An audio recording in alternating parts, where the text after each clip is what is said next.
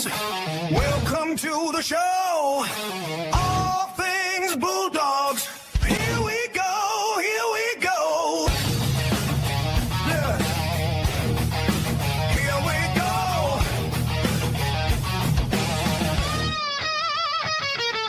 Blue and white pride, Bulldogs for life.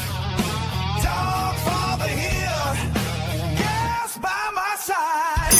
All things Bulldogs, talking dogs tonight. Dogfather and gas, blue and white pride. All things Bulldogs, footy talking ball. Dogfather and gas, Bulldogs to the core. Bulldog spirit, strong and true. Blue and white, through and through.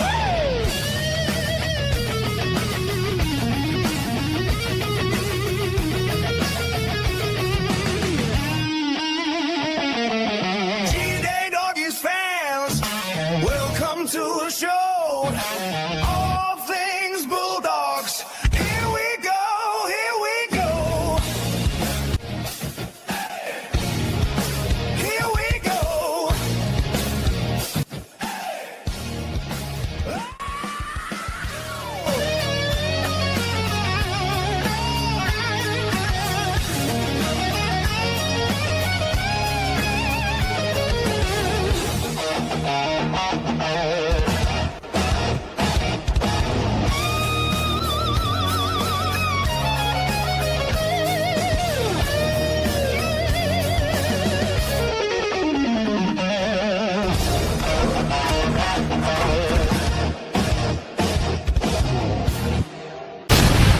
Massive win tonight. Thanks to all the fans for turning up out here at Allianz. 2 games to go before final, so can't wait to see you guys there. Get us across the line. Firstly, just want to thank the fans for coming out here. I feel like there was more Bulldogs fans than Dragons fans, and you wouldn't expect anything less from the Bulldogs. Appreciate all you guys for showing up and the guys watching from home cheering on. I just want to shout out to the fans for coming tonight. It was a good win. Make sure you stick with us for the last 2 games and hopefully go on the run to that semi-final. But love yous all, and yeah, go the Dogs. Massive win tonight. Thanks to all the fans for turning up. G'day, Doggies fans, all things Bulldogs, and sorry we took a little bit to get going. All my fault. I had to eat my dinner, or I would have wasted away, as you can all tell. Welcome to these 2 legends here, the ever trustworthy, faithful Bulldogs. Keep the faith, all of it, right here by our side every week. Gassan, we've got to come. Don't break defence. Sorry, I'm just, and we got this other fellow who just begged me to come on today, so I finally let him. And he's put some glasses on so he could see his phone. Yeah, because I'm blind. Blind, literally. Maybe some after works drink once he heard PRESTONMANIA was happening. Once he read the story from Dogfather Media. How are you, Joeby? Mate, I'm excited. The PRESTONMANIA, that's a real thing, to be honest. And I did go out for a couple of beers to celebrate, but I'm not in any way inebriated.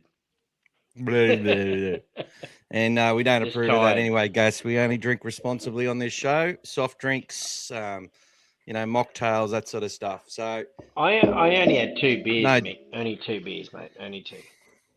alcoholic-free beers just for the auditors. But anyway, Exactly. how are you, Gus? Yeah, going good, mate. Finally, all the defense we've been on, telling everyone to calm down, just wait and see. It's only media playing their games. We're going to get him over the line. It's just a matter of time. It's come to fruition. You heard it here first. So, with Dogfather. So, when we say trust us, guys, we mean trust us. Mick. I don't know.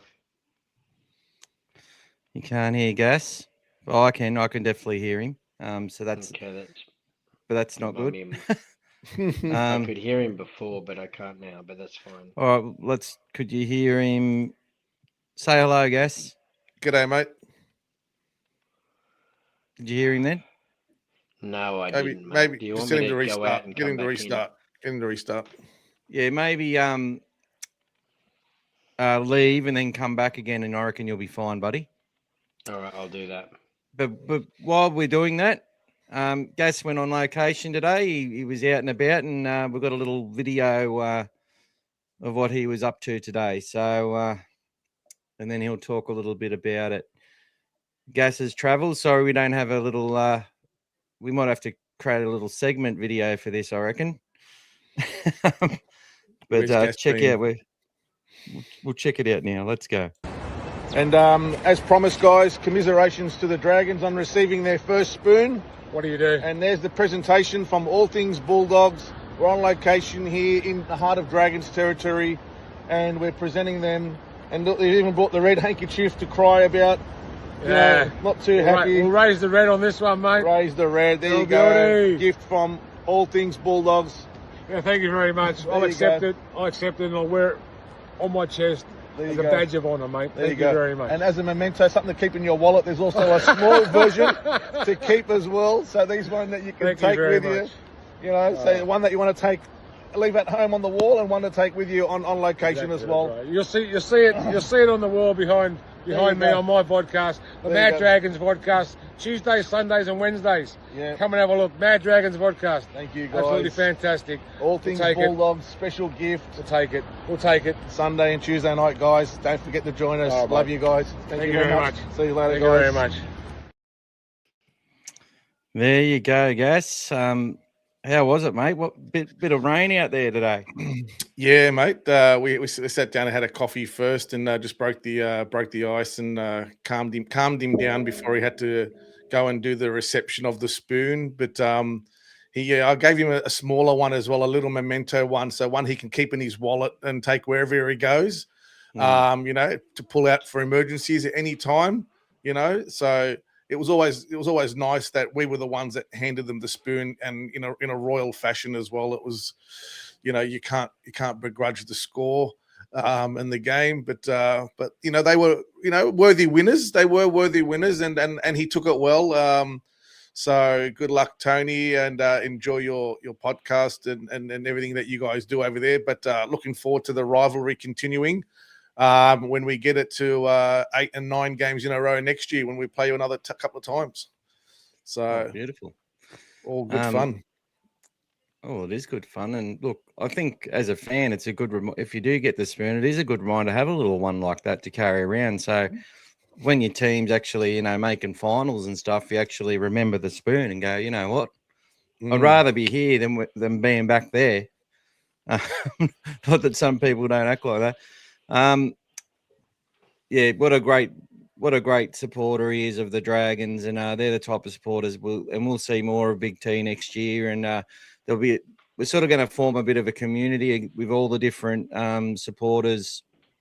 There's a couple from the Perth Bears, so we'll be doing some previews with. We're going to meet up and sort of create a little hub of all the different creators. And yeah, we'll see a lot more of the going behind enemy lines and all that sort of stuff. So looking forward to that. But Mike's come in with another $31. So thank you, Mike. We already had, but just some good news, guys. We're actually doing a redraw, care of the beautiful Tony, who's Showy 68. He said, "Look, guys, I'm quite happy. I won me big jacket the other day, and I'd love for another fan that's to win some merch that's been thrown in for it." So we're just going to do a redraw of the people who are already on it before, and you know, keep going until it's not Tony. He had quite a few tickets, and there's also we've already got, I think it's $25 plus 31, so we're already $56 into the next one as well. So we're well on the way again. So well done, guys. We're going to share details.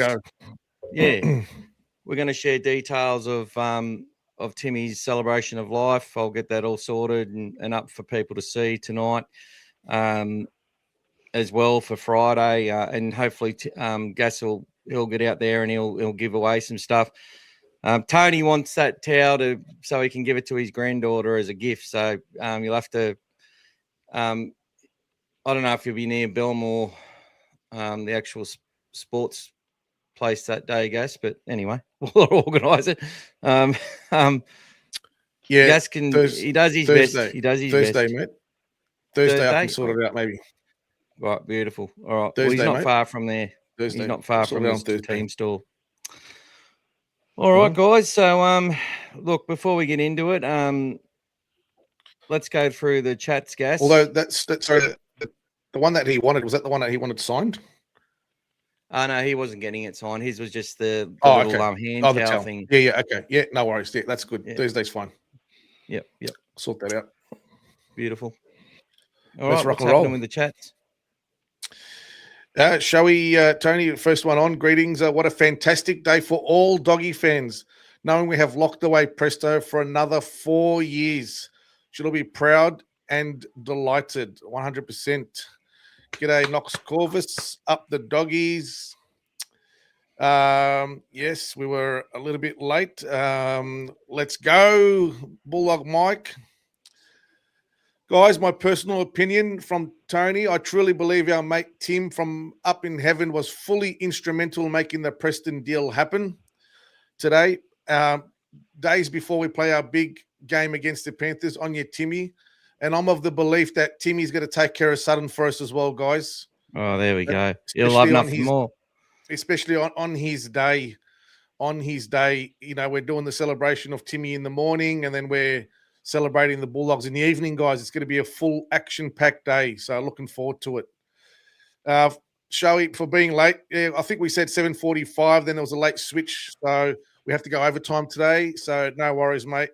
We will cover that for you. How are we going? What a day. Presto resigning made my year so happy. That's it, 100%. Who's going to Timmy's funeral on Friday, guys? I'll put up a poll shortly, guys. You can let us know if you're coming or not. Also need to lock up Birdo. That's next on the list, guys. We'll talk about all that. One at a time. Gus is on the job. I think Birdo will stay for sure. Like Presley doesn't want to leave. He basically said that in his weekly interview. Yeah, they just got to say what they have to say, guys, just to appease everyone.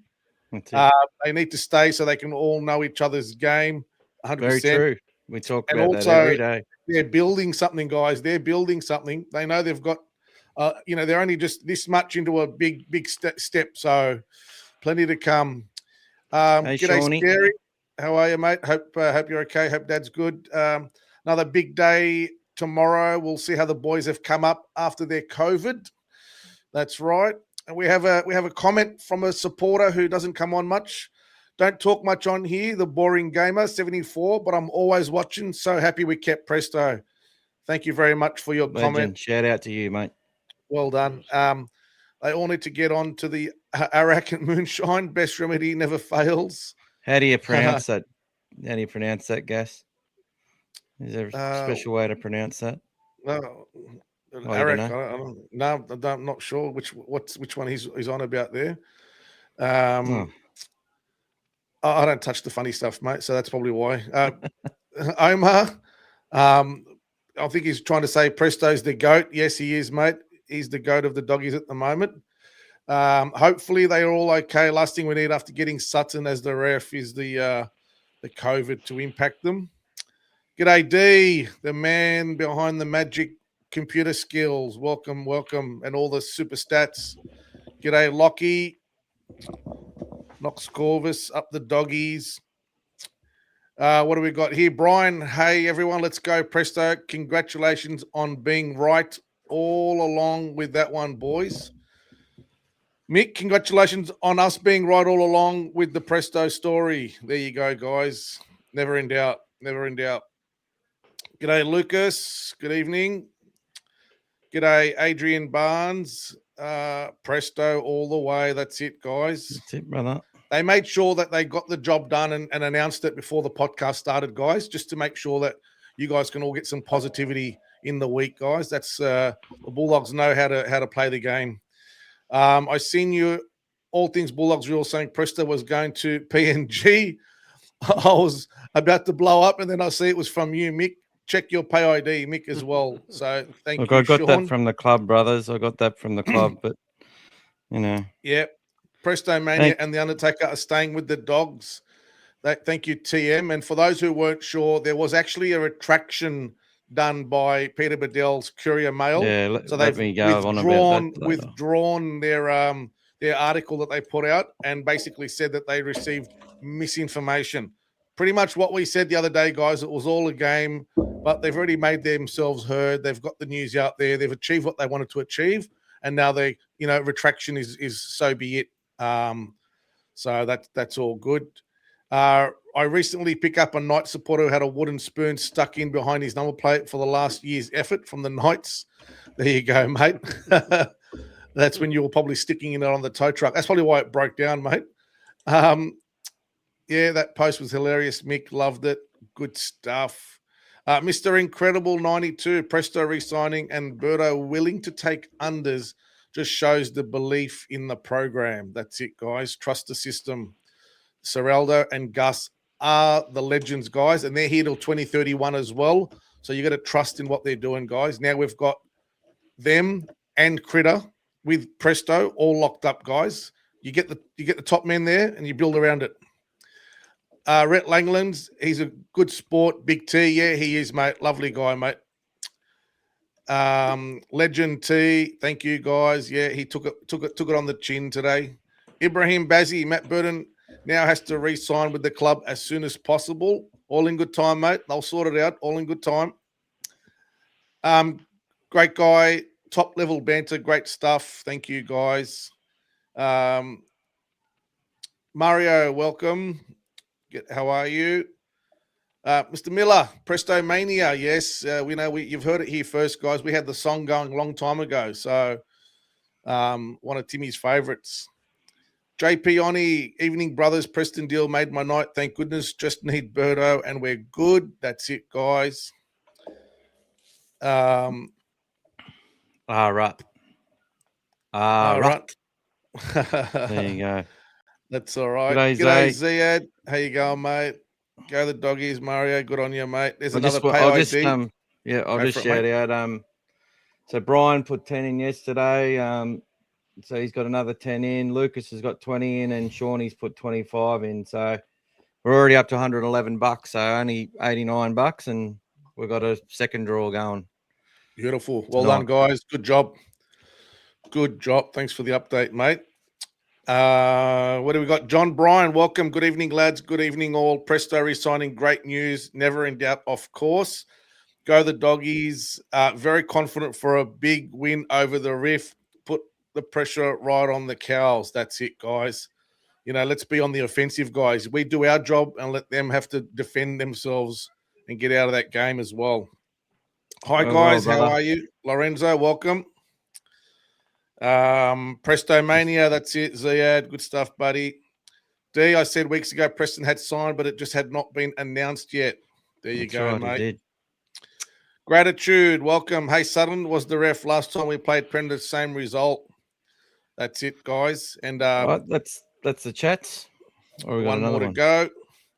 And John Bryan, Big T, great sport. That's what it's all about. Good banter, good rivalry, and making it fun. Nice work. Yeah, no worries, guys. It was fun today. So all good in the hood. So, Joeby, how did you feel when I sent you a message saying Preston re-signed 3 hours before the club did? I was very relieved, my mate. I just feel like he's one of those guys that we really wanted to keep and needed to keep, just for the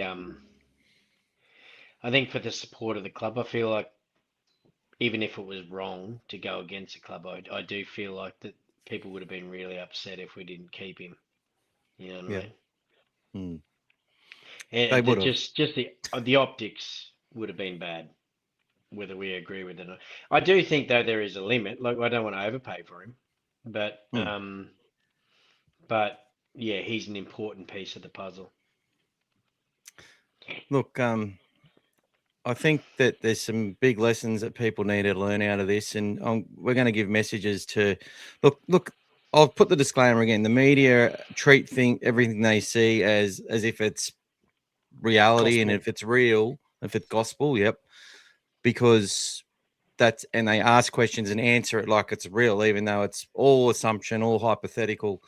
We put some stuff out there about Underhill and Preston 7 days ago. Well, I did. And it basically told you that things were going to be sorted, that there was rehashing of the same story. We're all giving the consistent message. But these articles were ridiculed by some people like Tony Sarr. There's been a couple of people who've come back and straight away and said, I'll never doubt you again. It's not about that. It's having faith in the process and the club. Like, they're not stupid. And although I do believe that Phil Gould, as I said in the article, will actually be prepared to trade off a superstar player in order to ensure we have a superstar club. And I mean, they'll let a player will go that while he's here, potentially. It may not happen, but it's happened generally where the fan base have been really pissed off. I'm hoping that sort of already happened when like an Avarillo left or an Alamotti left. I'm hoping that maybe let's say even Marnie potentially, in a lot of people's eyes. Yep. And not putting shit on Sexton, but it's definitely not Sexton. Sexton's a role player. He played a role, and but to get onto it, it's these fans have got to freaking learn, because you guys are the reason that the only thing that media understand is how many clicks they get when they take on players that clubs love, especially clubs like Canterbury, where the fan base is all or nothing. And that's sort of being proven by our crowds at the moment, right? Like, it's hard to argue when people say we're full of fair weather fans. We know we're not. People are watching this show. But when our fans aren't turning up, like, it's the last year, interest rates were hitting hard. Everything was hard, and we were selling out stadiums to the max, like records. And this year, first sign of any bullshit, and people just gone away in droves.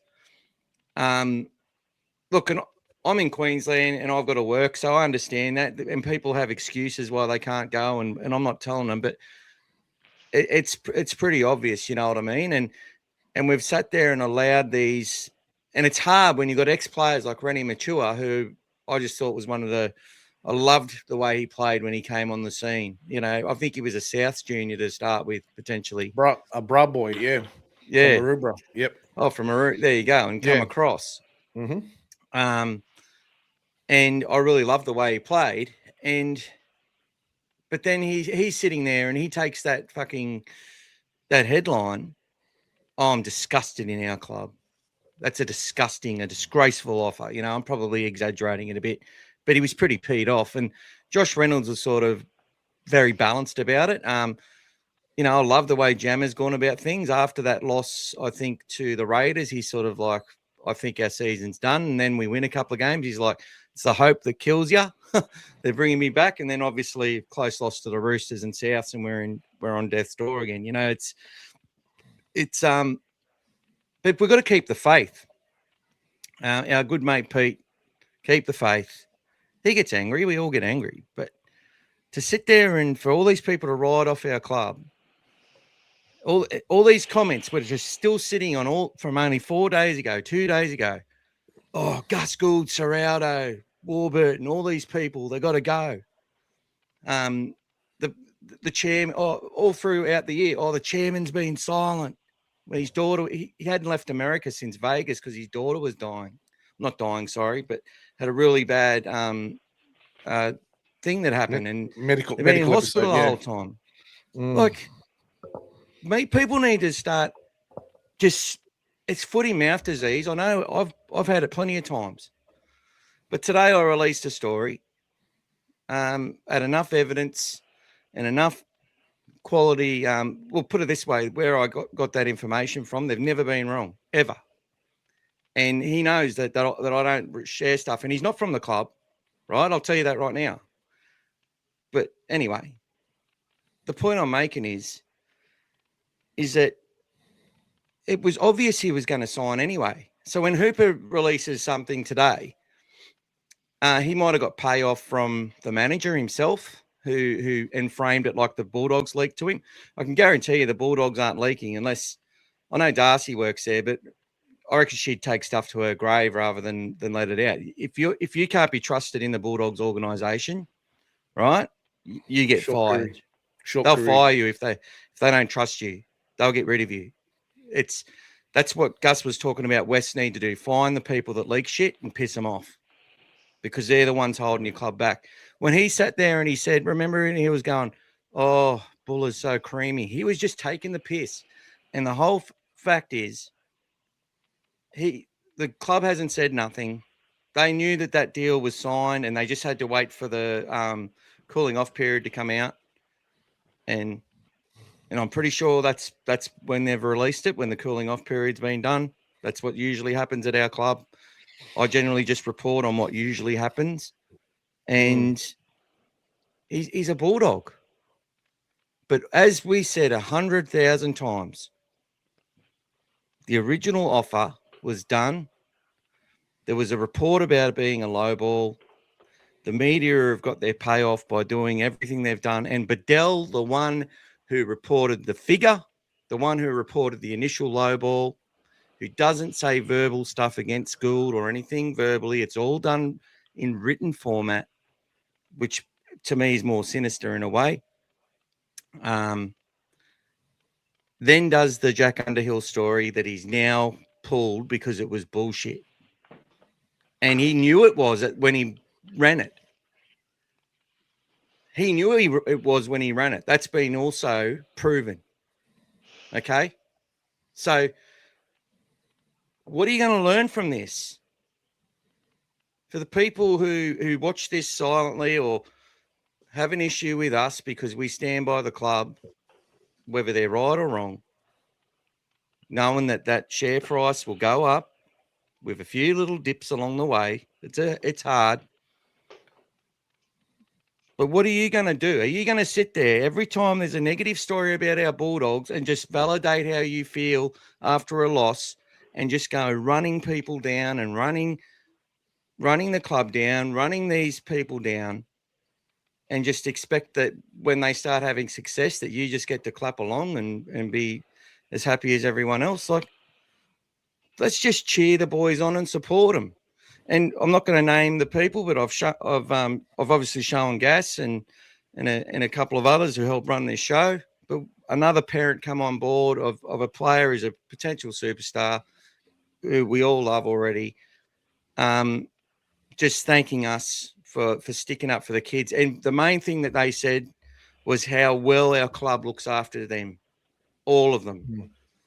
And and we heard when Tani Cochran was talking about how they're just so happy that they've made it this far and they think they can go further, but they do not take anything for granted. And that's the one common denominator. None of them do. They're all great people.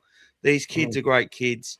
They're not like the footy players of the past. They've got a lot more things that they can't do. A lot of them have got a plan B in the Bulldogs as well, like they're studying to become other things, and because that's what Gould's big on. Not every club's like that. Not every club is making sure that a player has got a plan B and a plan C.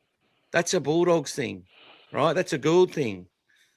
There are other clubs who do it, don't get me wrong, but we are a bloody good club, and we're getting a lot of kids in there, and they make no apologies and make no promises that these kids are all going to make it. They basically say, I've got 10 kids that are all as talented as each other. And, it's going to come down. If it is to be, it's up to me sort of thing. And you have to do it yourself. And you have to be, you have to earn your spot. It's not going to be handed to you. And the other comment that was made that really resonated was when we talk about when fans say, just give the kid a run, and how we always put caution on that little term. And that was validated and backed so much that they know that they've got these superstars ahead of them in NRL, and that's the best place for any kid to be in a place where they're surrounded by superstars. The only way to become a superstar is to get past one. And that's exactly what our club has been building towards. And we still don't, and we want to be a place that is like a Penrith or a Rooster, where the superstars come from our club, from our pathways, through our system. And then the next ones try and come through, and then the next ones come through, and then the next ones come through. So learn from this, guys. Preston came to us when he was 23 and in 2023 as a 21-year-old who hadn't played an NRL game, went past everyone there that thought they were in front of him. And just like Carraz and a few others, forced us through the way they played and went about their business to love him from the moment he pulled on a jersey. Yes. And if you have not fucking noticed, what happened when Jack Underhill pulled on a jersey and AJ Jones pulled on a jersey and Rinikama put on a jersey? Now, some of them might not have got the instant love as those two got, but there's a lot of people who are really happy Jack Underhill's staying at the club. There's a lot of people who are pretty happy when Rinikama holds his wing perfectly and defeats the Dragons in the final seconds with a Galvin pass. You know what I mean? Yep. I'm waiting for the gong gas. I'm waiting for it. No, you're all right, mate. Look, what's your thoughts on that, guys? Give me something. I want to hear it. Like, this is what we've got to do, people. We've got to support this club and back them and know that we're far advanced from where we were, and some disappointments and dips along the way are just all part of the process to getting there. We're as impatient as anyone else. I've got some thoughts, small ones. I think what's difficult is that when you're losing and I think when I'm not going to say we overachieved last year, but we did far better than we thought we were going to last year. I sort of thought if we did well, we'd get, between that 6th and 4th, but we came 3rd. We were even looking at the minor premiership for the most of the year last year. Yeah. And when we did that, I think what that created within people looking around it is that the next logical step is a premiership, right? But I think if you actually look at what actually happened to us is that I think we did overachieve a little bit. We had a couple of clubs last year that didn't do as well as maybe they should have, the Panthers being a big one. And maybe that puts artificial pressure on us for this year. I think looking at wins and losses as success, you talk about it all the time, Mick, you do a bit as well, Gas. It's not winning, it's where we do improve. And I think what we have improved on is last year, we won all those games we shouldn't have, that we should have won, sorry. Yeah, yep. But we couldn't compete with the top teams, really. We had that one game against Penrith, which was phenomenal, but we still lost it, This year, we've actually done better against the big teams, and we're probably, where we have been disappointing is those games, against the Tigers and those sort of games that maybe we should have been expected to win. But I do see improvement, and I do think that the rule changes and that did affect us, so that there's reasons. It's not excuses, but reasons why we struggled a little bit. But it's very easy for like I was listening to Bloke in the Bar talking about that, but when they actually broke it down and they compared Galvin to Strange, how good Galvin actually has been. Strange made State of Origin this year. Galvin's statistically better in every statistic. Now, we know the NRL's not played on just statistics, but it shows you that he's doing so much better than people just automatically think he is doing. But yeah, so I think that it's just that expectation and we haven't quite lived up to the expectation that maybe we thought we have got, that has let people down. Do you sort of agree with that? Yeah. Look, I think we cover that as well. We understand the frustration because we have it ourselves and we sort of call it out. But I think, there is genuine reasons, and they usually appear later on. And the perfect example was 5 players testing positive to COVID the Monday after the Souths game, which means they were sick during that. And then you have, Preston gets an elbow infection and he's on a drip. And then you've got all, you got Birdo and his nana and stuff. And that's the whole thing. And I really love that the Guru and actually made a point of just highlighting, Look, we've got a kid here in Ethan Strange who nobody criticises ever, but I want to take it a little bit further. So where his criticism is, like, he's comparing someone who's wearing the 7 with someone who's wearing the 6, and mainly because, as if you listen to them, Galvin's a 6, and everyone will say Galvin's a 6. But I've actually gone ahead and compared him with Ethan Sanders, Isaiah Katoa, and Blaze Talangi as well, just to go across a lot of them. And he is literally one of the best teenage talents that we've ever seen. Like, and when people want to sit there and say, will Matt Burton and Jacob Preston sign? I think Birdo will sign too. You know why? Because they want to play with one of the best talents that's ever come through as a teenager. Now, they don't always ascend. And what's sort of disappointed me about the Braiths and that, whether I don't think it's they're bad people, and I think they genuinely were sort of questioning Gould on that. Plus, it fit the narrative. Let's be honest, and it's their job to fit the narrative. But I honestly believe, like, he'll look at his player Munster and he'll look at some of his guys and probably with a bias eye potentially and think Galvin's not as good as them. I think Galvin is as good as them. I think he'll be better than Munster. I think it'll be proven. And it's not just through the stats. Look, there's lots of stuff with stats. Galvin's getting more ball than Sanders is getting. Than Strange is getting. And probably Sanders. He runs more meters than him. He's got so many set restarts and stuff like that. He's defensively, he shits all over them. Yeah. Now, Ethan Strange, like, he'll defend like Andrew John sometimes, and that's why you look at him and go, he is the real deal, right? I love that kid, and I'll be happy for him to represent me in New South Wales. Don't get me wrong. But Galvin doesn't miss like he misses. He will misplay. He'll just miss tackles sometimes because he can't run 120 meters consistently in a game, kick for 300 meters. He barely kicks.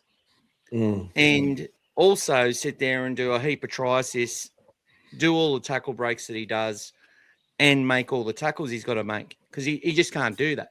But what he will do, he'll pull off two big moments with good tackles that will bustle the defender, and you'll remember that moment. The other big point is that he doesn't have Andrew Voss questioning every pass he makes, whether it was a success or failure. And that's what Galvin's had to deal with. If you go and listen to the commentary, they are assessing him non-stop throughout a game in order to create narratives. Every moment, everything that he does is always analysed and looked at.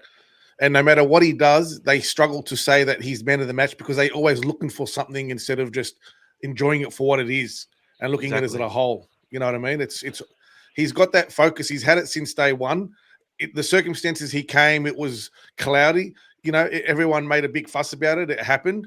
But since he's been here, he's put his head down and he's just gone hard from day one. Now, we weren't even planning to play him straight away, but he gave Serralda no choice but to put him in the team. The idea was, let's run him through reserve grade and New South Wales Cup, etc., and get him in there. He forced himself into the team by his efforts at training straight away and the respect he got from the team around him. They wanted him in the team. They said, no, we want this guy in the team at whatever expense. Well, so that's been done. And if you listen to all the players now that talk about him, they're defending him and they're also then adding all these things. Each person that you listen to is giving you another insight into something that he does. Like the other day, they were talking about how he is in the video room and how he's talking and how he's analysing and how he's looking at things. I mean, his voice is getting louder and louder in the club, but one thing he's had to absorb, as a 21-year-old, is had to absorb the most pressure. And in all my years of watching, I've never seen anyone cop sustained pressure from the media. And the reason that is, the media is not what it was when we started watching the game in the 70s and 80s and 90s. The media now is every one of us that wants to say something, it's bang, it's in your face, it's there. It's not just what we're reading in the paper anymore when we pick it up. It's everyone making a comment, and it's been sustained. And only has it died down a little bit when Luai decided to do what he's done, and then people go, hang on a sec, maybe it wasn't Galvin all along. Wow, welcome to the party, everyone. Thank you. But Yeah. at the end of the day, guys, for what he has to go through and where he is now, his climb and his rise and what he's trying to do is amazing. And the pressure he's under, guys, you see it with him. You see the pressure. He knows he holds it back. When he's amongst the players in the team, he's bouncing around. But when he's around people, you see him, he gets apprehensive because he's worried that someone's going to come and like smack him over the ear, like, you know, with a comment or something. So he's always a bit apprehensive, but he's relaxing a lot more every time you see him. So good on him, you know. I've noticed Jamie. even with like, oh, sorry, I didn't mean to butt in. It's just No. I I've was going to you now. I've noticed even externally though, outside the club, they were talking about that today with Bloke that, you know, a lot of people didn't agree with the way the thing with the West Tigers thing went down, and outside of Bulldogs, maybe you can understand that a little bit, but he's proven outside of that he's gone past all that. He's put that all beside him, even with all the talk around him. He's still continually been our best player. Even if he's not our best player, he's our most consistent player every single week. And it's starting to get recognition outside the club, right? And I think what's hard with him as well, I think because he has been taken away from the media, people haven't heard from him either. And I think now people are going to start to hear from him more. You know, the club, even the other day after the game, Mick, they put him, and, you know, people are starting to hear from him. So when they see actual Galvin, maybe that will help as well. So I think if we look at what he's doing, and he said the other day that he knows the media is saying what he's saying. It's not bothering him. He's a strong kid. You know, we know why we don't like it because of the family, all that sort of stuff. But him himself, we know he's strong mentally, and you can see, man, that the amount of work and anticipation that he just doesn't. Honestly, he's the most consistent player we have. He's not always the best player we have, but he's the most consistent. I don't think since he's played with us, I don't think he's had a bad game that I can think of. You've got a better memory than me, Mick. But He's had a couple of games where he's thrown a couple of passes too hard and short, and whatever. But that's the thing. Like, they've had so much scrutiny on him. Like, they've struggled. He's taken it away from them to be able to actually just sit there and criticize him. So what they've done, as you know, Joeby, is they just criticize the club now because he's taken that away from him, which he's done a great job of. Like, to hear Critter sit there and say after the game, like, it's just to be able to pleasure to play with someone as talented as him. Like, that's coming from Critter, his leader.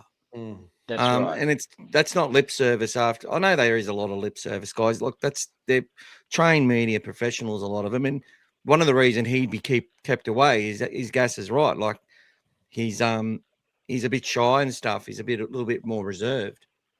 So, but I think when you start to notice his shyness, and that's enduring. Like, when I listen to him talk, there's no arrogance in that kid. He's a kid. He can bet, like, you know, I'm 43. You're 50 now, Gas, you old fella. But and you know, we're all well part.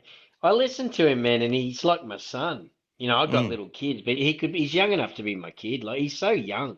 Yeah. They're babies, and I think we forget that when we watch them because they're so big and strong and all that, but they're just kids playing a game and they're struggling. And when you hear that side of him, I think I do like that the club's starting to show his personality, because I think people will lose that, because honestly, with the way that he's produced with it, both what the Tigers did and also what the medias did with him, you know, that he was this arrogant kid that went to the coach and all that sort of stuff. We know all that stuff's rubbish, but that's what people who don't pay attention see, you know what I mean? But you see him on the TV and you can quite clearly see that he's not that arrogant kid. That was my main point, you know what I mean? Like, you can see he's just a kid playing footy. But well, that does bring me back to Hooper, because Hooper, this is what I was trying to say. Like, I don't care that Hooper failed as a human doing something with drink driving and that. I've never done that, but people fail sometimes. That's fine. But as an actual journalist, he's a B-grade journalist and he's a spinster. And what he does is he's smart enough to put two and two together in something. So when he's sitting there saying, "Oh, I'm getting word through that that when Galvin addressed the team at West Tigers, that they all turned their back on him. A lot of players turned their back on him. That's bullshit. But I can guarantee you, Hooper thought about, as a West Tigers member himself, he probably, which I give him a little bit of sort of benefit of the doubt with sometimes with West, because he was so invested in him. But he's thinking himself, if he's leaving our club like this, I'd turn my back on him. So he can come. That's the thing. Media have to be protected, but at the same time, they can say whatever they freaking want. I believe that his story today, he got a little heads up from, I reckon it might have been from the manager, to say that and he just had to frame it. He got a source from the Bulldogs that he's going to be on a 4-year deal and extended, just as a little payoff for the fact that he brought the story up again as fresh news that may have actually advanced talks. So when he sat there and came in and said, Preston's been lowballed after the story had been dead for 6 weeks, with the last update being, I think, 4 or 5 days before what Hooper said. Pengilly said that it was the Dogs were getting closer to a deal. Rushton had messaged a few little journalists and said that's bullshit. Hooper might have been one of them. Hooper repeats the story, and potentially that Gus and Serrato and that say, you're staying with us, let's get this sorted. And then a few days after that, the deal's signed. What's the date today? The 25th. So what day was it on the 15th of August? What day was that, guys? I think this is important. So the 14th was Saturday the 15th. But you're saying it's 14 day. How long was it cooling off? It's a 10-day cooling off period. 10 days. So, sure. yeah. So it would have been that Saturday. Yeah. So the Friday, the Saturday, or the Sunday, I reckon. So it could have been the Friday, probably. Yeah. When did we play? We played the Roosters the Friday, maybe. Pretty sure he had a pretty good fucking game against them.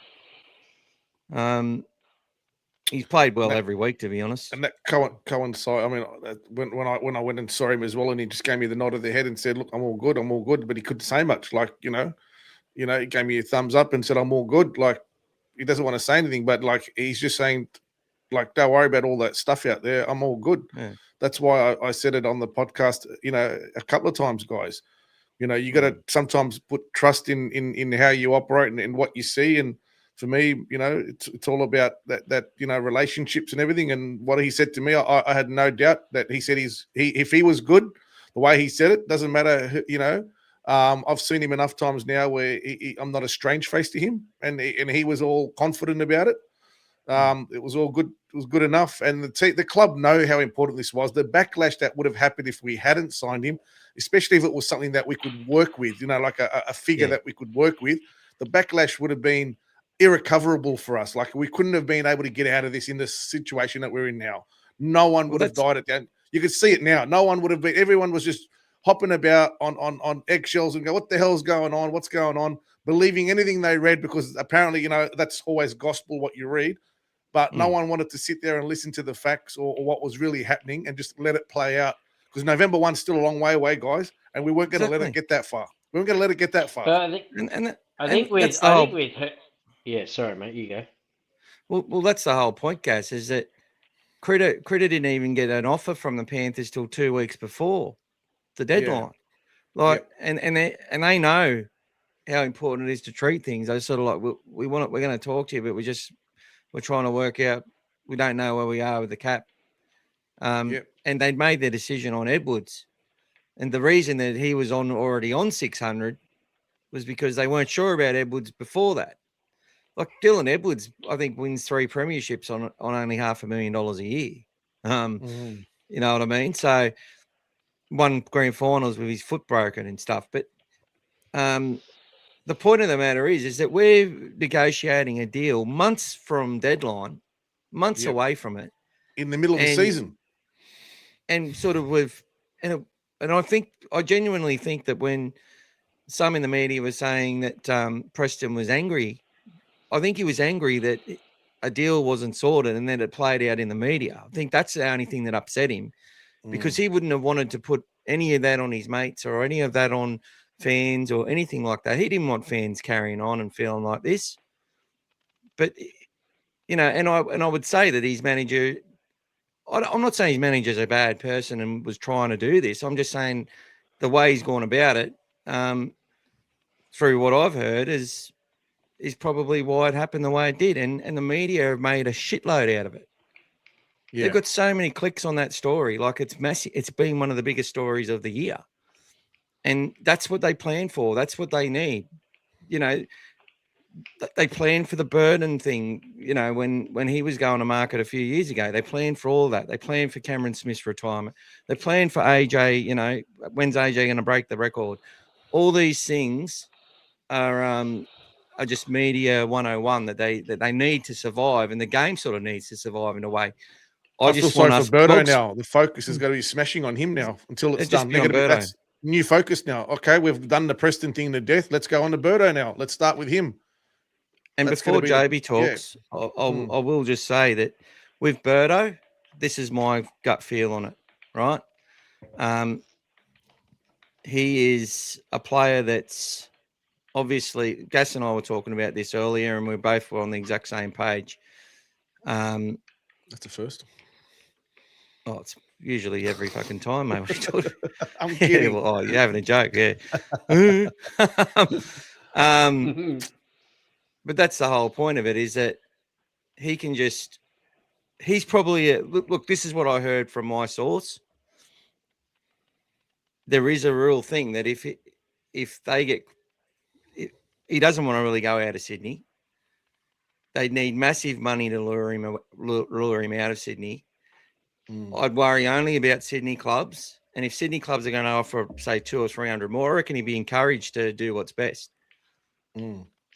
But I think they'll give him a nice offer. And I think it'll, himself, this is the gut feel is that, from what people are saying, is that he sees himself being more able to get consistent Origin and Australia representation, stuff like that, if he focuses on not having to be the one that controls the destiny of others.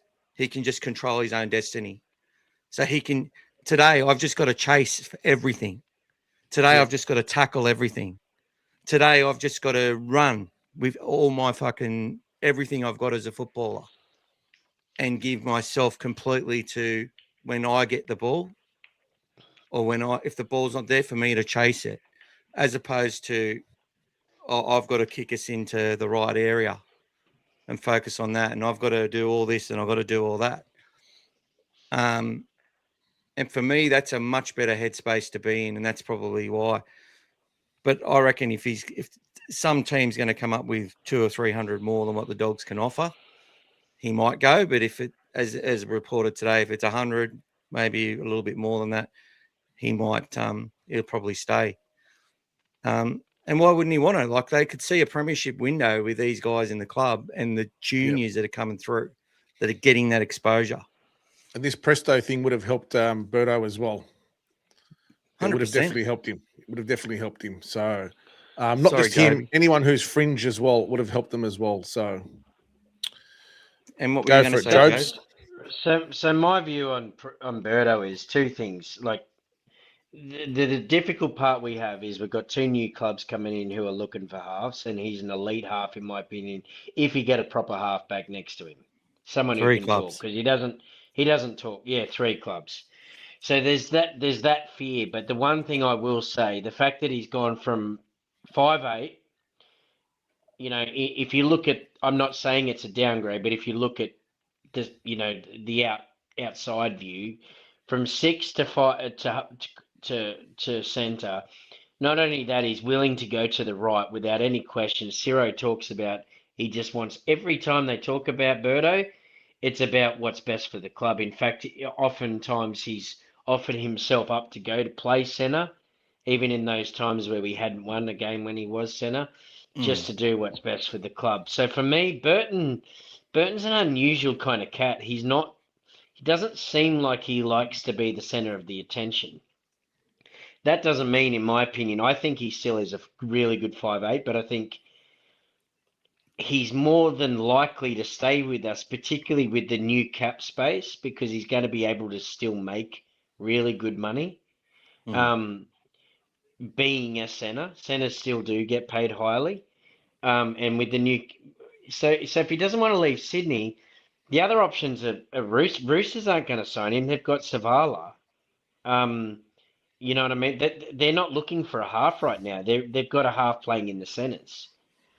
So the normal Parramatta might be a bit of a thing, but even them, they've got some young halves coming through.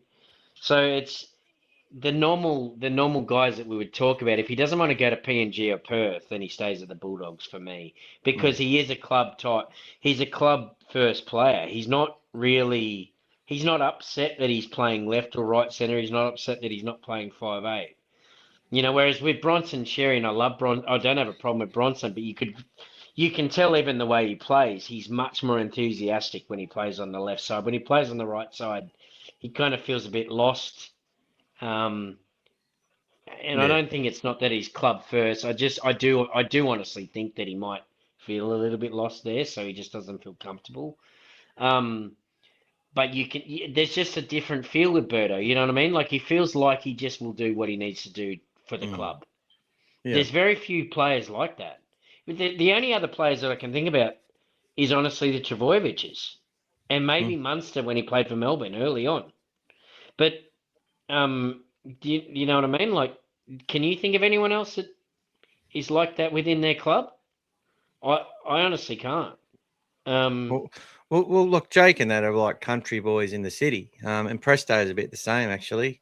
I look at him in a similar way, another country boy in the city, and he's a Manly boy too. So I'm looking at him right now on my wall, PRESTONMANIA. I had my PRESTONMANIA shirt on, but I thought I'd just put me Critter SC6 on. When I say that, I wasn't talking about Preston, but I was trying to think of, particularly halves. Halves tend to have a bit of an ego about them. You know what I mean? Like, a lot of the time. He's got a little bit of an ego, like he does. I've picked that up talking to him. Like, he's a country boy, and But if you get him focused on something funny and don't go there and try and talk about football or give him advice or treat him like he's a rock star, just treat him like a normal country boy. Like, he wouldn't remember me for a bar of soap, but he actually enjoyed I could tell he enjoyed the conversation, and so did Connor. If you haven't seen the Emerald that Birdo does, that's just that shows the type of kid he is. He's the kid is like, oh, maybe the earth is flat, because someone convinced him of it. But there's not a lot going on, but there's more going on than people realise, is what I say. Let's go. Donation on PID. Pick that one up for Steve Michael. Steve, make sure you count that one as well. Who's that? John Bryan, another 20 on PID. Thank you, John. Oh, another 20. Bloody hell, Brian. Thank you. Check that out. Glenn, welcome. Hope everyone is doing well. Yes, we are today. Philip Baker, welcome. Doggies for life. Yes. Welcome to you, Sayed, how you going, mate? G'day, boys. Presto signing means we're going to pump the Panthers, even with Sutton the flop, I'm telling you. Yes, we hope so. And Timmy's going to be giving us some good vibes as well. Isn't this the year the biggest? Isn't this year the biggest year of paid members for the club? Yes, it is, mate. We crossed 30,000 for the first time, and I think the last few years it was around. Yeah, like we've built it up a lot in the last few years. It's just gone exponentially up and up and up. It's been great. Yeah, and sorry if because I was making that point earlier that people haven't turned up in droves. So we've got more loyal members, obviously, which is a fantastic thing. There's a lot of merch still being sold, and that I probably should have expanded on that. But what we're talking about is the actual crowd size. Like, there was people who were coming who have given up on us for whatever reason. They're just not turning up like they were. Well, I think it's a bit sad. I was listening to Carraz and one of the Parramatta players. I didn't even pay attention to who they are, but on Jordan Sobrani, he was from the Bulldogs. Yeah. See, I can't care because he plays Bulldog Junior. He went to Cronulla But- and then came back. But we don't get anyone, and no one else gets 60,000. It's true, but it's so disappointing, because there's been a couple of times this year where we really could have used that, and it would have helped us, I think. And look, they I love can't come. Mick, I was saying this to you today. I can't really judge anybody. I live 5 hours away, and I can't make the games, but I would love to be there. But I understand it's hard when we're not winning, but it would be nice to see. That's one thing I've always appreciated about Newcastle supporters. They feel that thing whether they're getting Wooderspoons or not. You know what I mean? I wish we were a bit more like that. Yeah, You me know? too. Because the Bulldogs, man, when they're there, there's nothing better. Look, when we went to the King's birthday one. Was it the King's birthday or the Yeah, it South was- Sydney one? Yeah. That was the King's birthday. That was brilliant. And they had the drums and the beeping of the horns and Oh, 55,000 on a rainy day. yeah, and it was all blue and white. It was nothing better, mate. The drum, No power. the Lebanese supporters bring something special as well. The music and it's just different. It's different than when you go to other clubs. And I wish we could produce that more often. That's my only complaint because it is unique to the Bulldogs. Well, look, and that's the whole thing. And what I was sort of talking about, and I'll let you get back to the chats, Gas, is that we had this. Like you got a couple of podcasters, and I'm not going to name their names. I might have already done it on previous, but where they've gone. I went to today's game because even though I thought we had no chance of winning, I actually went. I can't believe I actually went to this game because I actually thought we were going to lose. It's like, so you're telling an audience of sometimes 20,000 people, this person, that you only go to games when you think we're going to win. Like that's not the mentality the supporters should be having, In my opinion, even though it's hard, even though it sucks, fucking back them more when they need us more when it's tough, you know what I mean? And you're right, Joby. If people are going there and got their photo with Gas, a few more people got their photo with Gas with the sign, it might have helped them win a couple more games this year. Might have. What do you think? Was it the South Sydney game, Gas? Were you at the South Sydney, the birthday, oh, sorry, mate, my brain. The Good Friday one. That wasn't packed this year, was it? No, far from it. No. It's disappointing, actually, isn't it? Yeah, and last year it was like one of the greatest scenes we've never seen before. And 65,000. we lost that game, didn't we? We lost a Good Friday game. Last year we won it. Last year we won it. This year we lost it. Yeah, no, that's what I'm saying. This year we lost it. This year we lost it. Yes. Yeah, and we were struggling in that time period. And I think if we get 60,000 there, because what it does, it gives us that extra energy. When we're struggling, we're not doing that good. It provides that, because I do think sometimes the Bulldogs almost need that, that little extra, to perform. Well, and I'm not judging anyone that doesn't go. Don't get me wrong. But generally the loudest, whether we've got 60 or 40 or 12. Yeah. We're at the Canberra game, me and Gas together. We were louder than all the Canberra supporters. Yep. We sold it out, didn't we, Gas? Yeah, pretty much, yeah. In the pouring rain that day, yeah. But it's funny, man. When I lived in Canberra, that's kind of what Canberra people is. They don't know. You go to the theatre, they don't know how to celebrate. They're a bit boring, but that's it. He's got mates who go for the Raiders. Yeah. Right, who else is up? There is a John Bryan's in there. He's put 20 in. There is a little poll we've put up there, guys, just asking who's coming to Timmy's. And actually, it's 10:30, not 10 o'clock.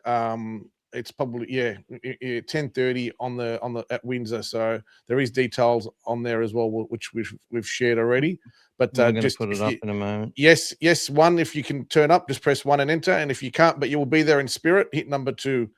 And I think I'm not sure, Mick. Is that going to be broadcast live from there stream. as well? Or?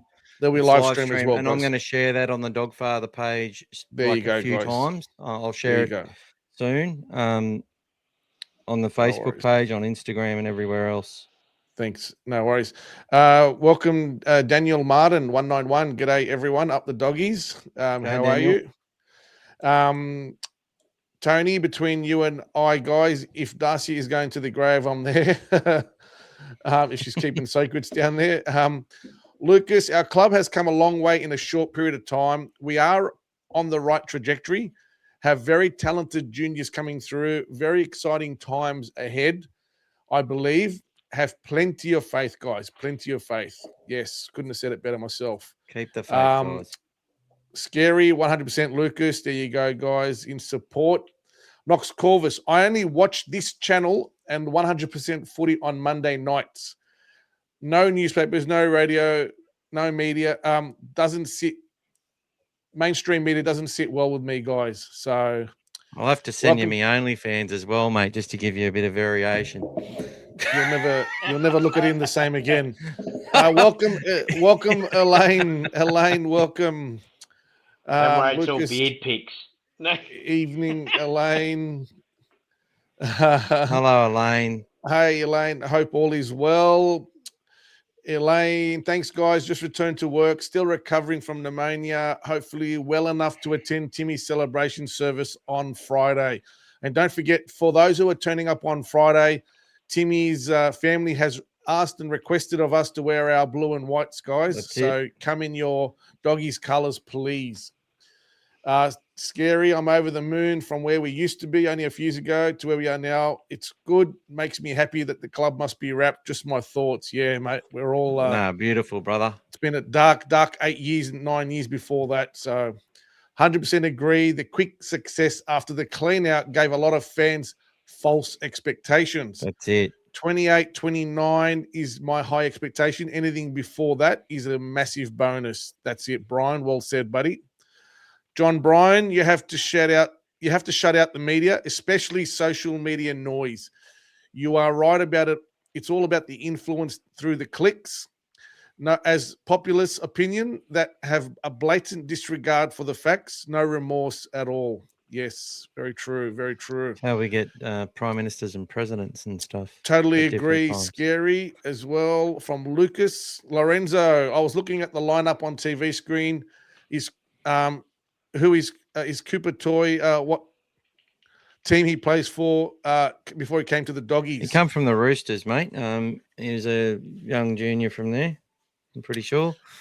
There you go. And, he goes all right. James, just to add, there's only 4 wins and 8 points between 9th and 4th. So the Dog's still there. It's just it's been moments or lack of. Yep. Yeah. That's right. Spoken about those. Yep. The negative focus, scrutiny on Galvin has been disgraceful. It's still happening. There is still a small element of our fans that buy into it. He has been amazing this year. He is a winner. And I shared these while we were talking about Galvin as well, guys. So that's why I'll just cover these quickly now. Galvin will be a superstar in the not-too-distant future. Yep. And after all the crap, I admire Galvin for just still having that smile on his face.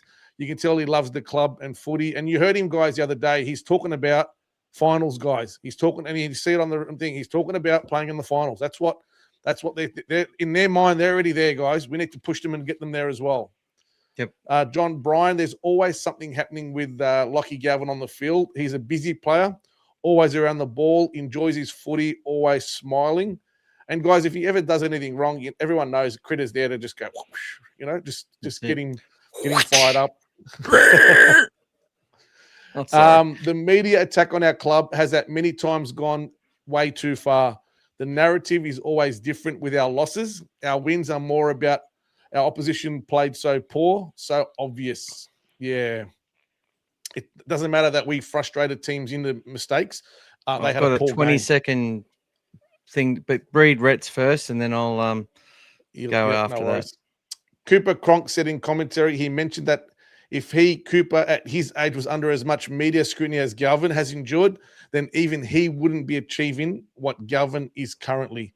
Well said, mate. Well, I like that. Just comment. one word on that. The whole point of Cooper Cronk being good was that nobody talked about him. They couldn't. He was you know, he stayed out of the media, even when he was the orchestra, you know, the major main role man. player in that role. They were talking about the other players, but then he's getting picked starts getting picked on the bench, and they go, "Oh, Cooper Cronk on the bench." You know, they mainly talked about the other guys way more than him, and that's why Yep. and that's why it was probably big that he won a comp with the Roosters, because he left that club and he became the focal point, and he essentially delivered. I think that's what we have to. Oh, sorry, Mick. Do you mind if I say something quickly? No, you can go. I think that's why we have to remember, like, it is unfortunately part of being a Bulldog. You know what I mean? It's like being a Bronco. Those clubs in particular, Melbourne's hidden away down there. Everyone wants them to do well because they're Melbourne. No one really talks about them because they haven't got a lot of fans. If you're going to play at the Bulldogs, you're going to play at the Broncos, you're going to get extra scrutiny, and it just is what it is. And I think the first graders, and I think this is why we talk about the young guys, we need to protect those guys, but the first graders come with an understanding of that, you know what I mean, a little bit. It doesn't make it right. I'm not saying it makes it right, but I think that is part of being a big club, and we need to remember that sometimes. Yeah, but I think what people need to understand is it is so much harder for the Bulldogs than the Broncos. And the reason is that every kid wants to be a Bronco in Brisbane. That's right. Yeah. Everyone wants to be a Bronco. People don't want to go to Canterbury and Lakemba and Belmore and Bankstown and all these places. You know, it's not their ideal destination when they're thinking about where they want to play and where they want to go. But once they come inside the club and understand the culture of it, and once they taste certain foods from the community and that, they quickly realize, you know, that shit's addictive. I need that every day. You know, like, and once they become embraced, but it's a hard sell for some people to actually come, and not because they dislike multiculturalism or anything like that. It's because it's so accessible. The club's so accessible. It's like a community thing, and everyone has access, and it sort of is taken for granted a little bit. And I think what I was trying to say, like, the but Warriors I know what you're fans trying to complain the say. opposite. Yeah. It's like Warriors fans sort of feel the opposite, that they don't get talked about enough. You know, whether they're doing good or. And I think that, you know what I mean. Like, there's like a little bit of it. It sucks, but it's also because when we're doing good, we get talked about a lot in a good way.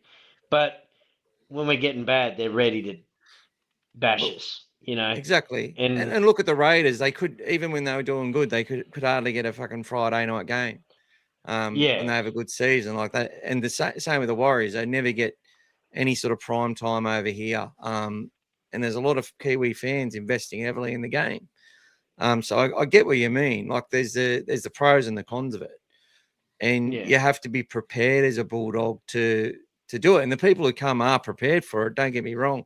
But there's signings that we miss out on or just don't have a chance of getting, because there's people who are just not, they don't want to be a part of that. They don't want to feel that extra pressure. They don't want that spotlight. And I think that was what we were talking about the other day, where we've like Penrith felt that when Gus was there. You know, they're just widely accepted that they're good now. Even and they're allowed, if they have a bad year, no one's really going to care. It's just widely accepted that they know what they're doing, and they've got great players, and they've got great pathways, great talent.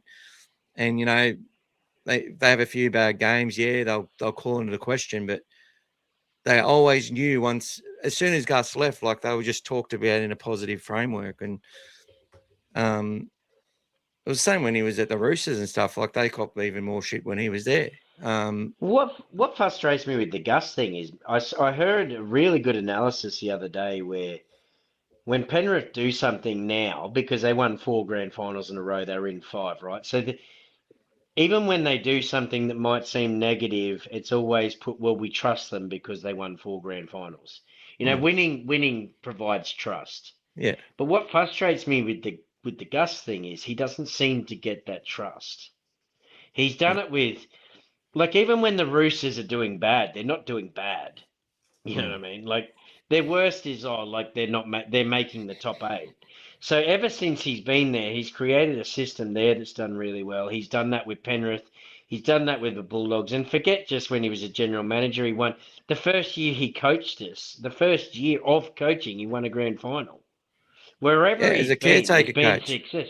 Yeah, he's been successful wherever he's been, and he just doesn't seem to get that. We know why the Super League thing and all that sort of stuff. There's stuff behind it, but That's he it, does.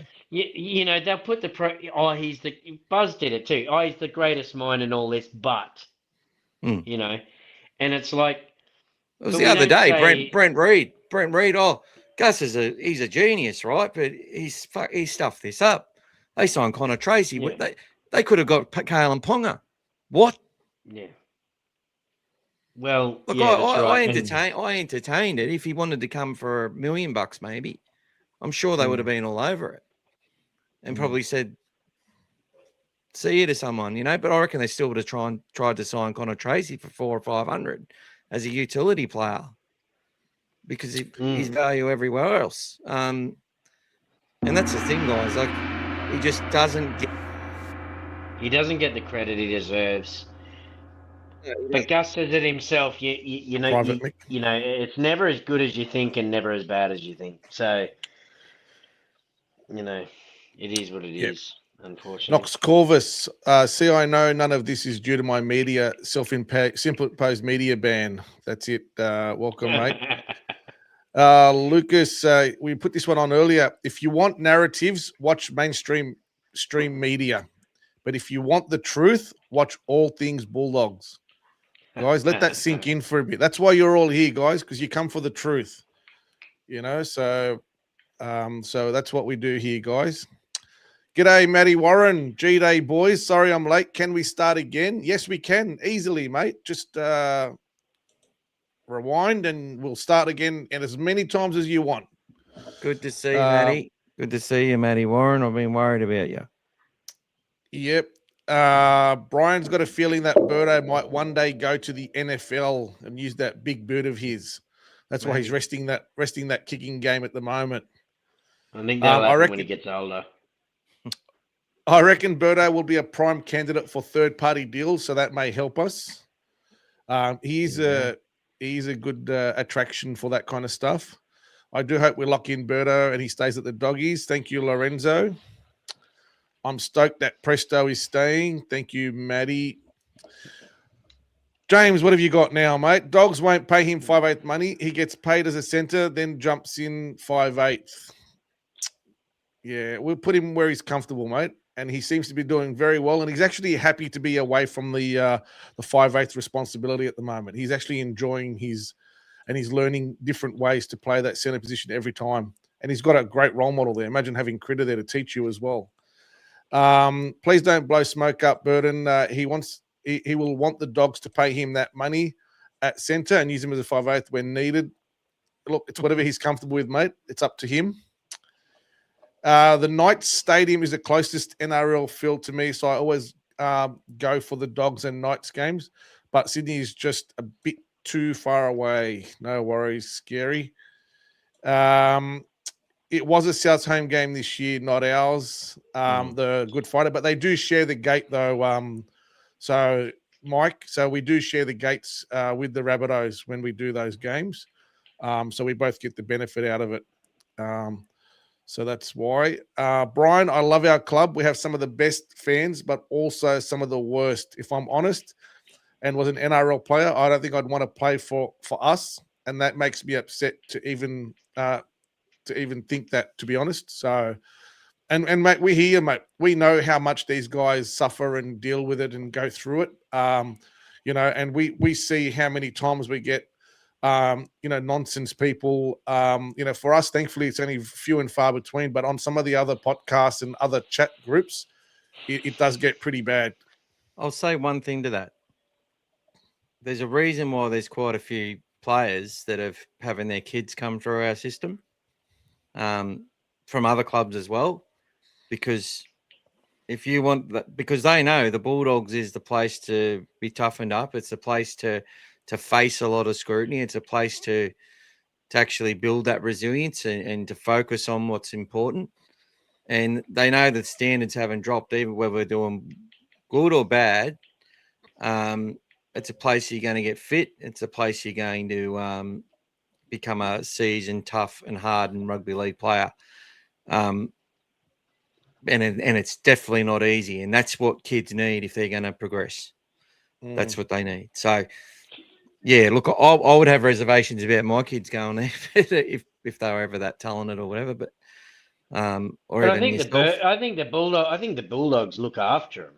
Oh, 100%. They take care of them outside the media. The family club for a reason. 100%. Yeah. The other thing I and want we- to Sorry to cut you off, but we got that confirmation again from, I think it's about the 9th parent that has contacted us. It is the 9th, funny enough. That have just essentially said that, like, the club is everything you say and more. They are wonderful, and sort of backing when we talk about parent. There's 98% of parents and areas that are going to be disappointed when it comes to that dream being fulfilled at Canterbury or at any club. But and that's always hard for everyone to manage. But the club does everything it can. The club does everything. Can I say one thing about the comment before, the Burton 5'8" thing? Because I don't think that's fair. I don't think Burton's never been on 5'8" money. Not elite 5'8" money. He's played for State of Origin. He's not on $1 million plus. He's on this 5'8" with the Dogs play. He's not there for the money, mate. He's not. He came for a reasonable. He came for unders really when he came, like $500,000. I think his first contract was. We paid him overs to get him here because Penrith couldn't keep him, and then Gus actually was like, rip up that third deal. That third year was in his favour purely because it was there to protect him, because they wanted to give him some guarantees that if he comes to us and jumps only across, on $500,000, Mick? Was he? He was on 500, but he only played 2 games of rugby league. Yeah, during or Origin, 3 or 4 games of rugby league. When they signed him, they signed him, that's right. Yeah. So they signed him for 3 years, so with the option to rip that third year up and renegotiate, where he got upgraded to like 850 and. But he's since become an Origin player as well, guys. So he's elevated himself, and he's the best 18th man. Origin. And best I just 18th feel man like ever. that's a bit. Yeah, I just feel like that's a bit hard. I don't think money. For me, like I said to you before, there's not many players that go from the number one guy and happy to play in the centres and not complain about it. That's all I will say about that. No, it's and I look, There's and not many guys who do. James does have a sort of a left wing comment usually as well. So well, I'm not having a go at James. a left of centre comment. James can get loose sometimes, and he says it how he says it. He's not. Yeah, we've had a crack at James a few times, but he keeps coming back, and he's been showing a lot more love to the club lately. Michael's used the wooden spoon with him a few times. Yeah. Oh, I just feel like, especially Burton, I just don't see Burton as the money guy. That's all. That's. The Bulldogs are building paid something what he's worth. That's it. Bulldogs are building something bigger than money.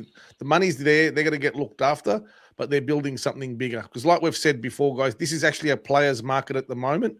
So if people are just about the money, if they want to be just about what the best they can do, then at the moment, yes, they can. People can just go and chase whatever they want. So, and some players have done that. They've won premierships. Toto and even Manu, who was announced as well yesterday. All these guys have won premierships, and they've gone, you know what? I'm going to go for the money now. So, and good luck to them. Elaine, I have some flowers in our 2 A3 photos take for Timmy. Awesome, Elaine. Thank you so much, Elaine. Up. Thank you so much. It was great. Preston is staying. James Henry, welcome. Brian never really liked Cooper when he played, and yes, the rest don't set the bar very high. Cooper comes out with the more level head takes, in my opinion. He does get criticised by some of the others a bit, but I think that's probably just jealousy, to be honest. Scary. Yeah, thank you, Scary. Mate. Standing up for us, brother. Always. Yeah, don't, mate. Omar Rad, so happy that Preston is still playing. Welcome, Omar. Jackson with the Topany. doggies.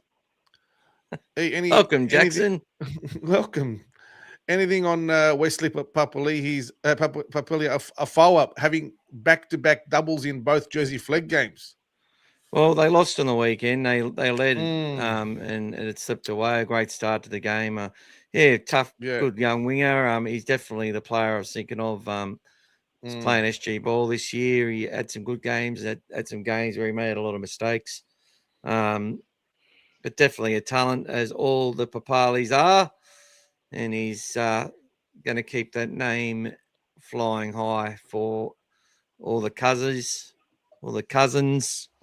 So, yes, hopefully another Bulldogs junior Papali will ascend and do good things for our club. But and hopefully we'll be able to make it into the NRL squad before having to leave. Still a bit sad Joe Ash is gone. Who's obviously related to young Wesley. He's related to Joe Ash as well. So yep. Scary. They don't come much tougher than a 21-year-old. That's right, mate. Good to see Cooper Toy named amongst the reserves. He's working hard. Yes, he is. And got a good opportunity this year as well on the trials. The mainstream media seem baffled to find out only politicians and lawyers are hated more than them. And that's only That's it, Brian. Lakeside, I don't agree with the way the Knights fill the stadium. No matter what, you have to vote with your feet when a team is not putting in. Oh, I don't agree with that. That's just...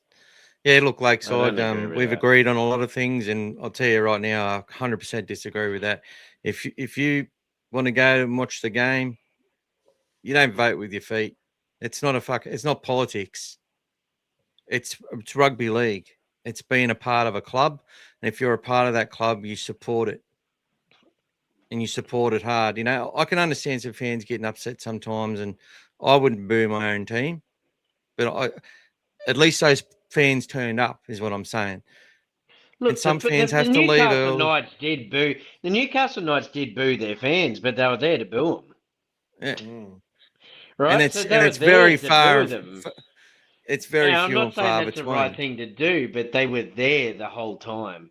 They weren't perfect. All I'm saying is they supported their team, and when they were really upset and it got really bad, they did boo them. But they were there to boo them. Yeah. And I think sometimes we just get a bit flippant. That's all I'm saying. Voting it's not politics. Let's remember, everyone was prepared to write them off about the Preston thing, to write them off about the South thing.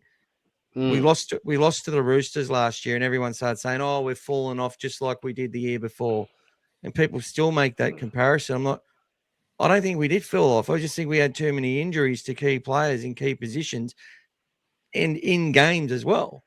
And we just had injuries. Didn't we play second and got beaten by 4 points? We got beaten by second by 4 points. Yeah, and we had the game won.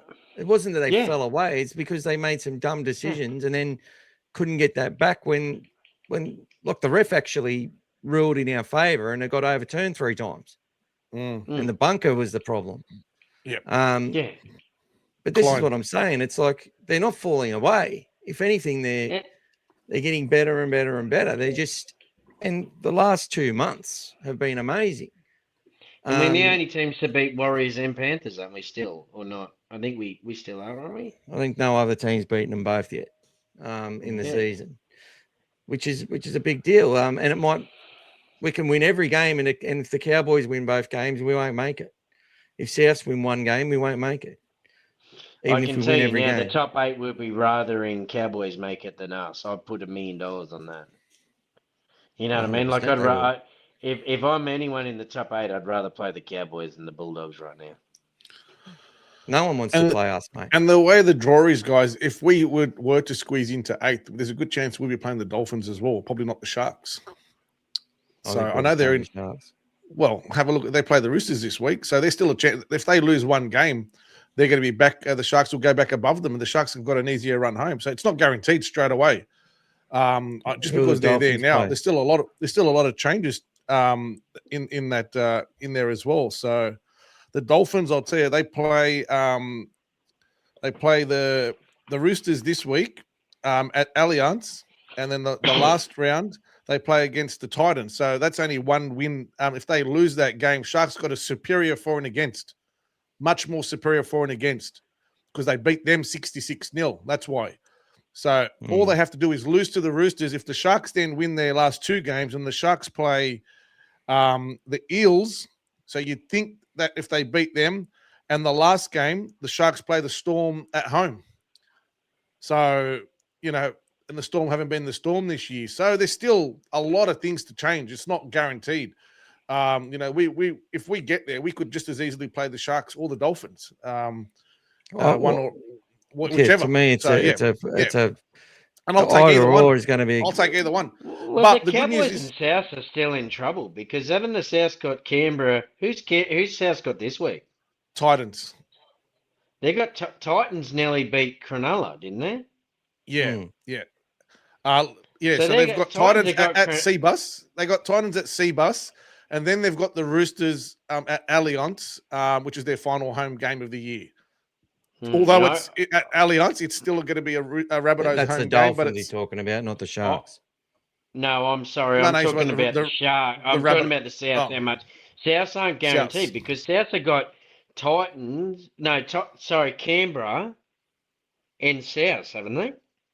And Roosters. no. The Cowboys have got Sorry. Canberra. Guys. The Sorry, Cowboys man, have got. I'm sorry. I meant yeah. to say Souths have got Roosters in Canberra. No, they got Oh, Titans. get it right. Titans lads. and God, Roosters. you're driving me nuts. They got Titans and Titan Roosters. Sorry. Yes. No, Cowboy. Yes, sorry. Cowboys have got the Canberra, is that Raiders. right? Yes. Yeah. Sorry. I got them all. There's Tim. Yeah. So Bloody the Cowboys hell. have got Tigers and Raiders, both in Townsville, and we need them to lose Yeah, at and- least one if we win both And just for the- us. Well, for me, Souths are vulnerable to Titans, just the way that Souths are against teams like that. Well, it's And the NRL. Roosters are going to be hard to. Yeah, that's right. And Roosters were Roosters vulnerable gonna- to West. No one was picking that. I know they. so I there's mean, they nothing- rested Tedesco an extra week. So Gass's that's original got- point is that there's nothing is set in stone. Nothing. Is 100% That's right. right. There's a lot. That's a lot what I can mean. happen. Like the A club. lot can happen. I think that's right. We look at because when I looked at it first, I thought, oh well, Cowboys. But Cowboys, they've got an easy run home, but there's no such thing as an easy run home. You know. Look, Papali'i's last game will be in Townsville. So I know they couldn't get the job done against the Broncos the other day in his last home game, but his last game, they'll be all up for that game as well in Townsville to try to get him, Off a you know, bye. to finish with a big win there as well. So, you know, there's a lot of things. And look, you saw it the other day, guys. Man, 8 losses in a row, Tigers, 8 wins in a row, Roosters, and they lost. So anything is possible. If you don't turn up, anything is possible. And trust we've me, also- Roosters did not want to lose that game. Now they're in 3rd. They might miss a home But we've final al- because of it now. We've also got Panthers and Broncos to play, so it's Bring not it on. easy for us either. We It's had a the good lead up toughest to the run out finals. of all of Good them. lead up to Yeah. the finals. Bring it on. The only And I'm two not teams that saying have we won a can't grand win final that in game. the I was just sort of saying there's no easy for anybody, you know. Like it's Nothing like, is guaranteed, mate. we're Could going come to down play the last the game only of the 2 year. teams that have Yeah, won a grand final in the last 5 years. That's Yeah. it. That's it. I'm more nervous about Broncos and Panthers. But at Me least too. Reece Walsh is out anyway. But that's another story. We're gonna have to deal with Hayes Perham, the great Hayes Perham. Yeah. D is saying that I need to get some of that music they use for long speeches at award ceremonies when the Dogfather gets on his rant. That's it. That's it. If anybody can organise that, D, I'm sure you can organise it, mate. Oh, mate, I'll just cut the feed and I'll be like, oh, what happened to Gas and what happened to Joeby? Oh, they must Oh, have. sorry, I get Where's- confused. where's I was Max? getting Must have confused got between cut the off. Cowboys and the Rabbitohs. I was getting. That's all right. I was That's conflating all right. the two of them. That's all right. I wasn't sure if you put your sort of short-sighted glasses or long-sighted glasses on the way you were going. I can't like the Oh, problem there you is. is. I can't see a thing if I take them off, and then if I put them on. Okay. That's So all just right. to make it clear to everyone, The Dogs need to. There's two pathways for us. We win one game, and Souths lose both games, and Cowboys lose both games, and we win one game. We make it in either of those scenarios. Or Cowboys lose one game, sort of both And games, we and win we both. still win one. Doesn't have to be. Doesn't matter about Souths. Yeah, it's one of them. If Cowboys win one Yeah. game and we win, we'll need to win two. Yes. Yeah, Cowboys So are more if Cowboys vulnerable. lose both, we can win one. Correct. Yes. Yes. We only So need one if Cowboys Cowboys lose one, both. and we only need Cowboys to lose one if we win both. That's Correct. Correct. Yeah.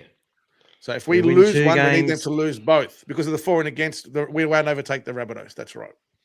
That's right. Yeah. So hopefully Rabbitohs Yeah. lose both.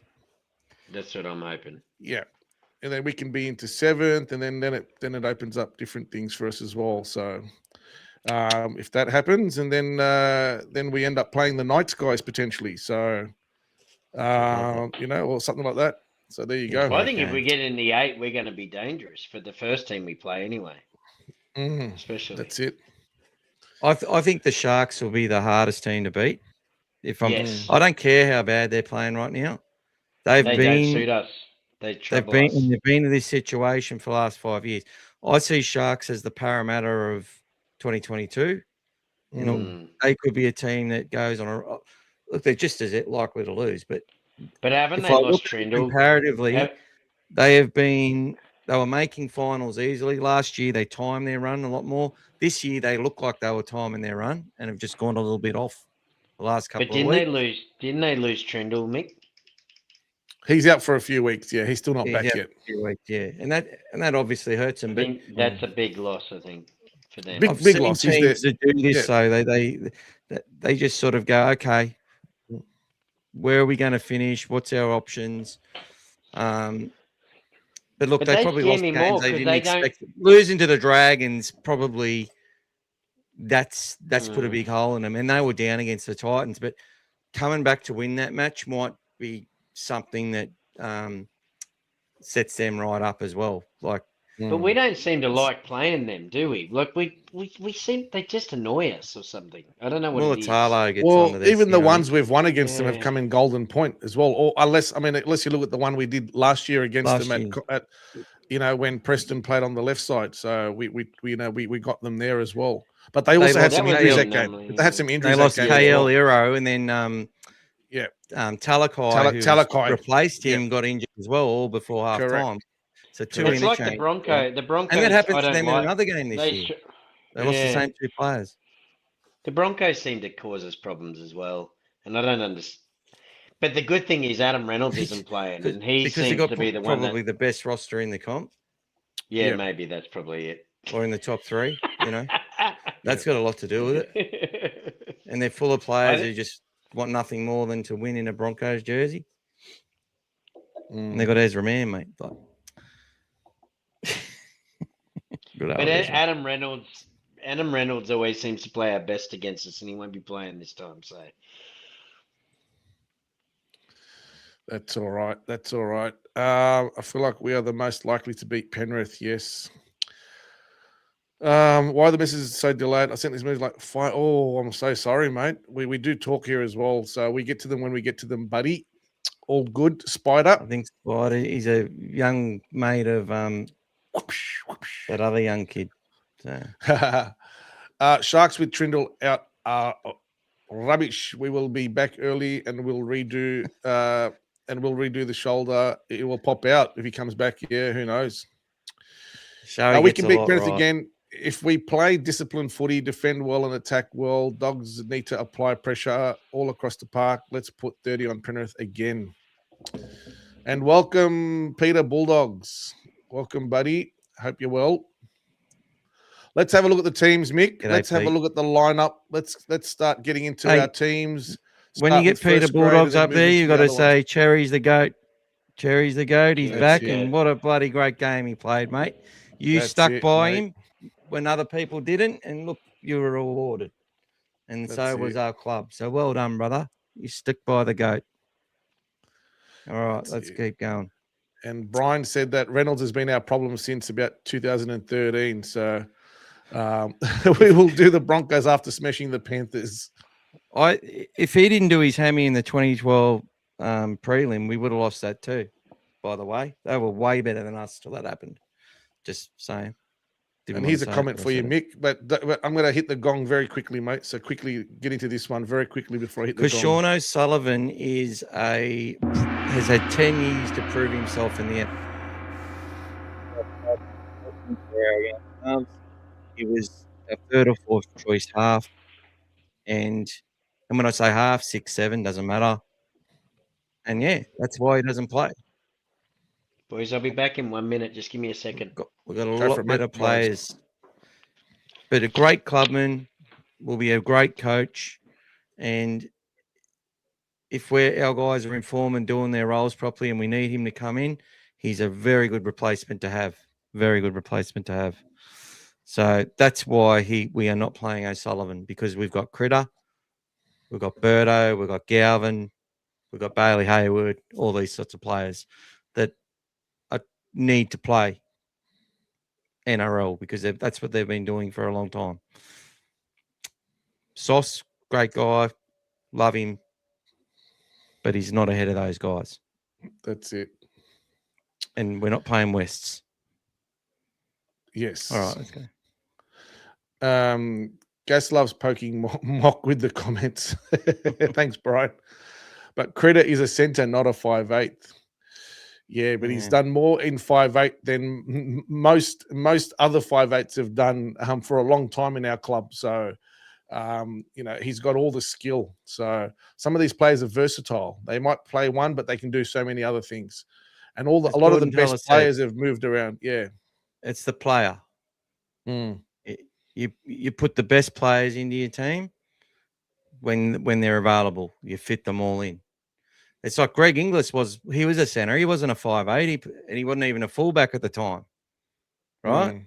He played 5'8", and Melbourne, I think, went and won a comp, didn't they? With him there. Pretty sure that happened. So, and we'd never played there before. Never been in his position. But he's a class player.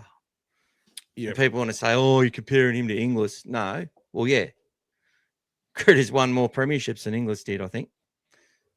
Or at least the same amount at a younger age. So maybe he's got a lot further to go and a lot more to say. Let's keep going. Especially premierships that actually count as well. That's it. Kevin, I'm a loyal supporter, but I can't help to think that we are unlikely to make the right or the 8. Even if we do, I can't see us progressing from there. We are not playing 80 minutes. That's why. Yeah, well, look, I'd agree that the team is yet to hit its full potential consistently, and you have to do that for 4 weeks in the finals, and you've probably got every right to feel that way. I'm not going to tell you how to feel, but what I'd say is back your team, expect them to win, and if they don't win, feel disappointed then. Rather than look, you're trying to be a realist. I get that. I go pretty hard. I understand being a realist, but it's all about hoping and dreaming, Let's do it. Let's but we've got to beat Penrith. We've got to beat the Broncos, and then other results have to go our way. So if we make it, then it's a new game. Everyone wrote the 2014 Bulldogs off. Everyone wrote the 1998 Bulldogs off. Everyone wrote the 1995 Bulldogs off. And what happened in those years? Bulldogs went on a run, on a good run, and produced some great. And 1998, we won the Sydney Comp. We beat the Eels. That was the grand final that day, in my humble opinion. And the Roosters the week before, down 16-0 as well at halftime. So, down against the Knights. By 6. I think it was the Knights who were down 16-0. No, it was the Roosters who Freddie Fittler come off thinking he's all got it under control. Anyway. Maybe I was getting 1995. Maybe there's another one there. They beat Newcastle. I've got to look at that now. Fucking hell. How are you going, Joeby? You back? I'm back, mate. Sorry about that, mate. So you bloody should be. What are you doing, Just mate? I've got a pregnant wife, you know what I'm saying. Congratulations. um, you are live, by the way. Hello. Oh, shivers. Oh, that's all right. We're taking donations for Joeby to survive the night. Yep. What's up next, guys? We've still got more comments. Okay. Yep. So we've got Critter saying hi. G'day, Critter. And Heinz is Critter. asking who impressed us the most in New South Wales Cup versus the Dragons last week. So we did a review on Sunday, but there was quite a few players that played well. Conti obviously stepped up in the second half to get the boys around, but Hayward was awesome in the game, scored a couple of tries. But for me, the biggest turning point was just before halftime. We had a dropout from under our post, and we got the ball back. And Hayward made a break, and supporting him was our captain Spinks, who still had to run 30, 40 meters when he got the pass to score in the corner. And that was, for me, in a really tight game that was only like 6-4 at the time. That huge momentum swing. Massive turning point. We took that into the second half. Yeah, we conceded an early try, but after that, we put the cleaners through them, guys. We absolutely smashed them. So It was really satisfying. In the half, I watched the first half on the bar TV on the way out there, and then I watched the game there in the second half. But even to the last bit, guys, there was a great cover tackle by our fullback Dykes as well, just to save a try, like when their winger made a break. So, and the boys all came over and let him know about it. So, especially because he was a bit, he missed a sort of a one-on-one tackle that led to their first try in the first half. But yeah, great performance by the team. They all played a great game. There was a lot of good plays in there. But if you haven't got the chance, if you do have Bar TV, guys, go back and watch it and have a look at that performance. It was a really good game. Really good stuff they're doing with Cup and Flegg this week. So they've brought Bailey Myers from the hooker position to the bench for New South Wales Cup, and Cowan Patterson, who's done an amazing job coming up to play hooker off the bench in New South Wales Cup the last few weeks, has gone back to Flegg, where you'd expect he's going to be like at another level going back. Yeah. We're seeing Jack Todd playing a lot more minutes. Lipoy, obviously, he's got a job to do. Broden Cons has gone back to Ron Massey this week, which will be he'll be a really important player for them to try and win that preliminary final against Ryde Eastwood. So that's a massive game for our kids. That's a trusting, guys.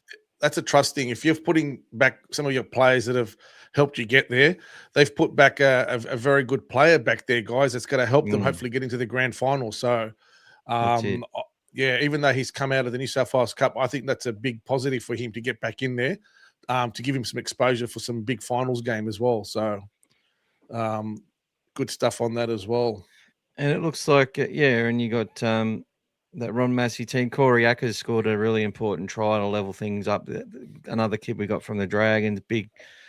I reckon there's something about him too. I don't mind. And Sheldon Hayward.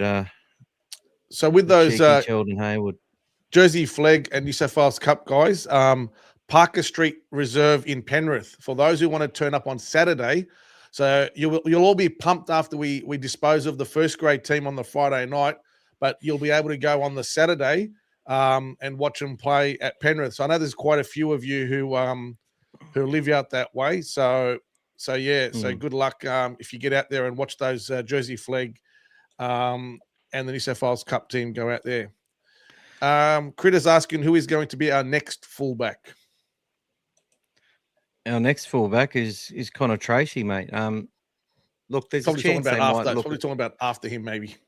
They might look at Carraz in the preseason, but it's just going to depend what's going to suit the balance of our team the best. They could look at Critter, but as far as our next fullback, there's quite a few coming along. We've got Connor Vitano who's coming over. He's a very good young player. That's probably feels like I've got Fletcher Sharp in front of me. I've got although he's playing the halves, he's also earmarked as a potential future start fullback. I've got Carlin Ponga there, so maybe it's a better opportunity for me to come in as a genuine fullback at the Dogs. Not sure what's happening with Cade Dykes. Hopefully he sticks around for a bit. You've got Raymond Peru coming through. You've got Latrell Fing coming through. A whole bunch of kids. Tay Cochran still. Is Cade Dykes more of an injury thing, Mick, or that you worry I about? just think it's always going to take a while to get his miles and his legs, and he's sort of and to get that residual toughness and fitness after being out for like 2.5 years basically. So the fact they've got so much out of him this year is immense. But hopefully he gets another pre-season and we'll see what he can do as well. But I see him a little bit of what Ramsey's done last year. He came back after a long layout and he played okay for the Dragons and he played cup. And if you remember, he did well against us. But this year, with his opportunities for the Roosters, he's really taken up another level and he's getting back to where he was. And I feel like Dykes can be in that similar vein. Another off-season under his belt. Because don't forget, guys, the off-seasons are the hardest things the players have to suffer through, honestly. A lot of them will dread an off-season, and some of them even retire before the season's out. They go, I can't do another off-season. That's when they know their body's done. So that's when you really get yourself up to that next level. So that's going to be interesting. We had you were asking how short were we for the next draw? Is this the one for the... Well, I'll just wait till we do this first. This is the redraw, Joey, that you already donated back to the last week's crew. So I'm going to draw that now, guys. Okay. So all the cartel members are automatically in this draw, and people who bought extra tickets every time they bought a $5 ticket. And if you're also a member of any level, you get that extra ticket. So let's. Did you take Tony out of this one? I took Tony out of this one, mate. Perfect. All right, let's rock and roll. Oh, I can't spin it from there. I've actually got to do it from the actual thing.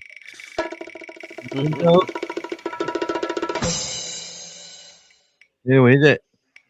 Old fella Dave, is it? Oh, hey! Old fella Dave.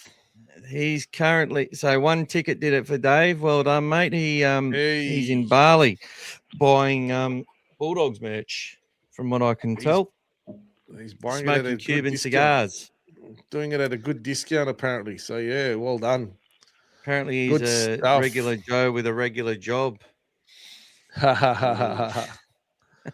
That's all right. Well done, he's mate. Average white 9 to 5 slob. He likes football and Bulldogs. And thanks again for Tony for allowing the redraw. Thank you, Tony. Got an average house and a nice hardwood floor.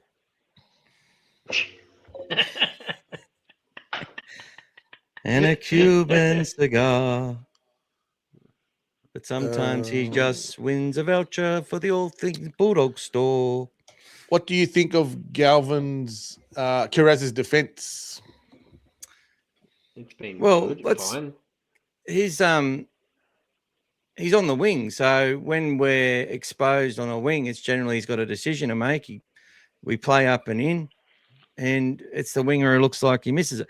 Does he sit there and miss tackles on the wing? He has on the odd occasion, yes.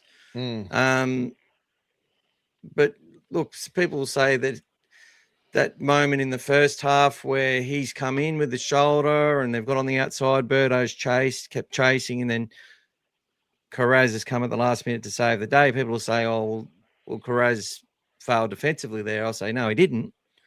I'd suggest that Birdo was first time on the right edge. Communication was a little bit down, and they were down a player as well. And I actually felt our team defended really strongly when we were down to 12 players on both occasions. I think their half played very well in that position too. He drew them in, made them make the decision. He didn't have a run in the game for the last 5 minutes. I mean, in that particular tries.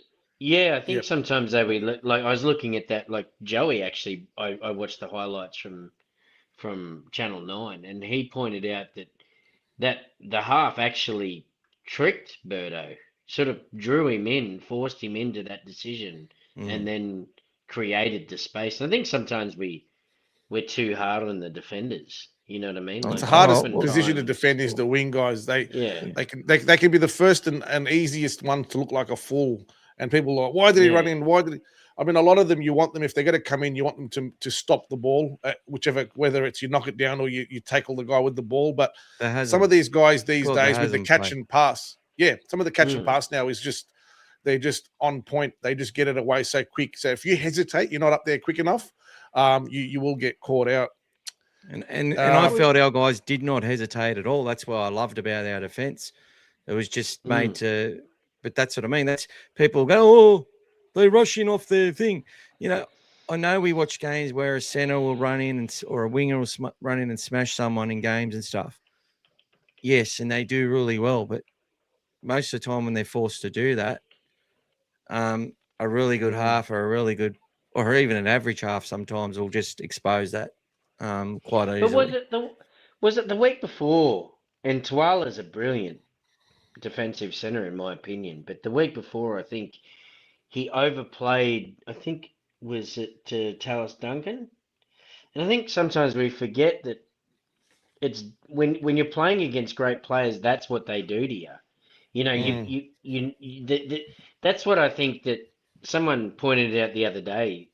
Bringing Critter into 5'8", it's given them options where he's a threat for running, threat for passing, threat for kicking. They can't just rely on tackling him. You know, I think that was the problem with Sexton. I don't mean to bash on Sexton, or Flanagan was a good. You know, he's not a run threat. Or was it? You know, you've just got to. If we're a defender, we focus on his pass and his kick because he's not going to run. You know what I mean? Well, it's the same with it was the same with Burton coming in on the right. That actually made the Dragons scared as hell because he actually helped Galvin and Preston and Carraz in that game at different times because they're like, oh, Burton's out there. See, and I think Anari has pulled their pants down a few times this year because he just hasn't been given the respect. In a way, and sometimes you can overread on that as well. So he's all effort and he's all doing this, and I think there was a bit of that with Connor Tracy in a few games as well. And as soon as they're injured or down a little bit, they sort of get managed quite well. Like, but I know he's been immense. Like he'll break a tackle, but sometimes he hasn't been able to take advantage of it. And then you'll have, but Birdo, it's forced them to sort of hang off, if you know what I mean, and a little bit. I was listening to the Dragons podcast, and I actually thought they were a little bit too harsh on Holmes in that particular situation because if you watch what we've been doing, what do our fans say all the time? That Burton only has the short pass to Preston, you know? No, that's Galvin. Galvin, sorry, I meant to say Galvin. But, I mean, it's nonsense. I'm just saying that's what they were expecting. Holmes was expecting him to pass short to Galvin, and then he passed it to the back of Burton, which exposed Holmes. And that's what that play does, you know what I mean? People don't realise they're setting that up constantly. It's like the pool shark. You're constantly doing things to get people into a muscle memory, and their eyes might be watching something, but their body's wanting to go another way, and it just takes that split second for a good player like to actually understand and go, "You're done." And that's then all they need. The second time when he did pass it to Preston, he actually did it, and it got him again. Like that was after the salmon line break. Yeah, that was massive. Yeah, Galvin did some good moves in that game, to be honest. But he had a wonderful game. Yeah. Let's put the teams up, Mick. Let's put the teams up. Let's have a look. I got in there twice. I just got to remove that. So Dave's got himself a pick of any merch, and we'll do another draw. So I just got to answer Shoei from before. We're up to $131, buddy. You can save it for next time. Or 69, guys. Everyone's favorite. 69, dude. 23 times 3. 23 times 3. Oh. Sorry, guys, if I get a bit... Say my name, say my name. How many Bulldogs games have you went to? I've only missed 2 this year, mate. Vegas, if you want 3, if you want to count Vegas. So that's it. Yeah, can't believe you didn't go to Vegas, mate. It's pretty funny. Yeah. We really should have done a better job raising funds for that. You know what I mean? Anyway, it is what it is. If we'd known. Maybe Vegas had an effect on us boys too. We don't know, you know. Oh, of course it did. Jack Todd's been playing well. He's back to playing some good minutes again and starting and stuff. So, he has to rebuild himself up now. He's fallen behind in the pecking order, unfortunately, and has to start again. But, he's still there, still having a go, and he's getting confidence just playing week in, week out. Playing more and more minutes, Tony. Yep, that's playing more and more minutes. That's it. 2014 was a gem run as well. Came from 7th spot. When we started against the Storm, and then we kept going to the big dance. I think that year we took out the Storm, Manly, the Rift to get to the big dance, and that was extra time. I think we did against Penrith as well, and I was there for that one. I'm liking this can be a similar situation if we make the 8. And Canterbury did not play the Roosters in 1998, my brother. No, it was Newcastle. Yeah, it's all right. It's all right, mate. Yeah, it was Newcastle, and it was North Sydney was the other one. We shut them out, and then we come back against Newcastle, 28-16, then come back again against Parramatta. Yeah, because we were down 16-0 at half time against Newcastle. We came back. It was Newcastle. Yeah, Newcastle. Yeah. I know there was one. There was another one. There was one. I know that there was one where there was Freddie that was sitting there comfortable thinking he had the game won. I think that was another, might have not been for us, but thinking he had the game won, and then they got their pants pulled down as well. Boys' trip to Nelson Bay introduced 2 Bulldog supporters to your potty. Shout out to Timmy and Toddy. Thank you, guys. Welcome. Thanks, champion. Much appreciated. Timmy and Toddy, how you going, brothers? Anthony Wilson, g'day. Great news today. Yes. What's the great news? We haven't heard. What is it?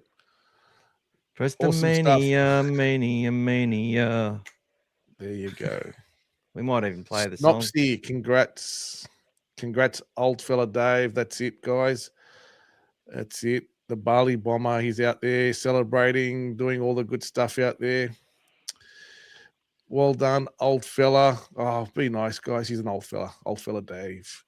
Up the Waz. Warrior 69er is in. Welcome, up the bro. Waz, bro. Up the Waz. That's it. Coming first by one lousy field goal. How good was that? There's one team the Waz don't want to play in New Zealand. There's only one team they're scared of in New Zealand. But did you hear today they were talking about moving the Sharks and the Warriors games if they play their home games away from Shark Park to Allianz, and for the Warriors to Eden Park where they can fit up to 50,000. So I don't know how that's going to go down. Yeah, I mean, I don't mind if we play the Sharks and we have to go away from Shark Park. Happy days. They're definitely not allowed to play. I'm sure they're not allowed to play Shark. No, they still do. They have been. They have been lately, but I think they were talking about now that they're going to enforce that they're not. I don't know whether. I don't know whether they can do it this late or not. Who knows? Stuff Cronulla, I hate him. My brother-in-law is a Cronulla fan. You got ScoMo and Buzz up at bloody. What do they call it? What's the Maccas? Engadine Maccas. Having a good old shit time, those two, I tell you. ScoMo and Buzz. the 8th Immortal, one of the greatest halves ever, played out of position for Australia in the 95 World Cup to accommodate Tuvey, who played halfback. The great players do what's best for the team. Yeah, and wasn't that same player the one that used to play in Origin as a hooker? Well, to accommodate Kamali? The thing. Kamali. He defended it hooker. He never played hooker. Yeah. He talks about that all the time. He gets annoyed at when people say that. Well, I will say though, John's never played from dummy half as a halfback as much as he did in Origin. Yes. He played a lot of dummy half in those games. Where he got into dummy half a lot, not just off kick returns and stuff. He did. In attack. He was playing. He just got in there and got us on the front foot. Because even Gus did say that though to Mick. He said he played him in the halves and he defended at 9. Yeah. But yeah, it's. I just know that because recently Joey's had. Yeah, anyway, it doesn't matter. It doesn't matter whatever numbers on your back. It's about having your best players on the field at all times. That's it. And that's why we've always Especially in picked that arena. centres on the wing, guys. Origin, we've picked the best players and we put them in positions just to get them on the field, guys. Look, I think Preston and Jacob should be in the Australian team, but I think Jacob might get done for the Lebanese team, but I reckon he should make the Australian team this year. Preston and Jacob. Yeah. Preston and Karaz, you mean? Right. The two Jacobs, not Is that Karaz. what I- Yeah. The two Jacobs. Jacob, what did I say? Yeah. Preston and You said Preston Oh. and Jacob. They're both called Jacob. Man, I'm That's tired. all right. I'm sorry. Oh, That's all right. it's got to tell your Karaz mates to and stop Preston. spiking your drink, Joby. No, I'm tired, man. I've had a It's long. all right. He's already Um, poked his eye out 3 times trying to put his glasses back on. Oh, when I take it off, I can't see my screen. Leave me alone. And I'm not used to wearing glasses, so it's hard on me. No, You've got I the mean, hat, sorry, I the meant headgear. Karaz and Preston. They've got a shot at the Aussie team. Because who? The wingers Preston, are- Preston definitely because of Hudson being injured. He's going to be very, very close. If he obviously stays injury free, etc., he'll be very close. Karaz, it'll come down to like if he's fit and raring to go, and depending on who else they're going to put in there, guys. You need a bigger squad. But Marky Mark can't play. Well, yeah, it's look, that's a Can tough he? one. Look, there was a comment the other day that Karaz was talking about, and he was patrolling about in the new Lebanon jersey, and they're saying he's going to Yeah. play. And then I actually put a comment on the say if he doesn't get picked for the Kangaroos, so he's still a chance, but it just depends on what they're after, guys. It depends on what they're after. So Well, Jenkins is obviously an option as well for the Aussies. So yeah, I reckon he might get picked, yeah. Milky. Scary. Have a good night, mate. Night all. Got a big day in the truck tomorrow. Up the doggies. That's it. Up the doggies. Night, brother.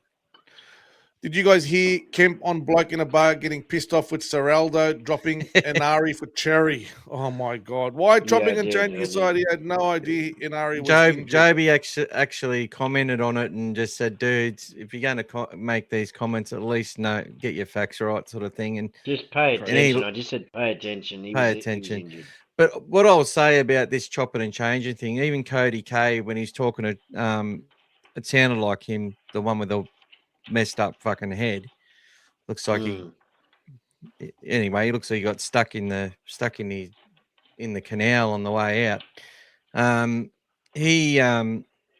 that was a nasty thing to say. I shouldn't have said that, but anyway, it sounded like him anyway, talking to Tracy, and he's going, your coach has basically been messing with the spine all season, is what he made out. And I'm like, Tracy's like, what the fuck do you mean, mate? Like, Critter moved to 6 ahead of Burton. That's all that's happened this year. Everything else has been injuries. Yes, And then you've got people like Braith talking about like Jake. Oh, is he going to play Jake Turpin or Kurt Mann or Hayward? Like, it sounds like he doesn't know who his hooker is. I'm like, Braith fucking knows that sometimes Adam Perry, if he didn't start every game at hooker, he did when he was fit. But sometimes they started Corey first and did other things. Sometimes Grimaldi went in there and whatever else. Like, there's all these. He fucking knows his shit, but he pretends that he doesn't, and asks, and you can see, amnesia. I've got amnesia because it's his job. Selective. It's because it's his job, right? I get that. And then people go and carry it on, and Tracy's sitting there going, what the? Like, I don't want to disrespect you, dude, but what the fuck are you talking about? What do you mean we messed our spine? Hayward's our 9. Birdo's been our 6. He's now going to centre, and he's basically just swapped with Critter. That's all. And it's been Galvin's had the 7, and I've had the 1. Like, I was injured, and Jacob jumped into me spot. That's all that's happened. What the fuck are you talking about? They go, the tinkering. Look, I get the being pissed off with Curran going to centre one day.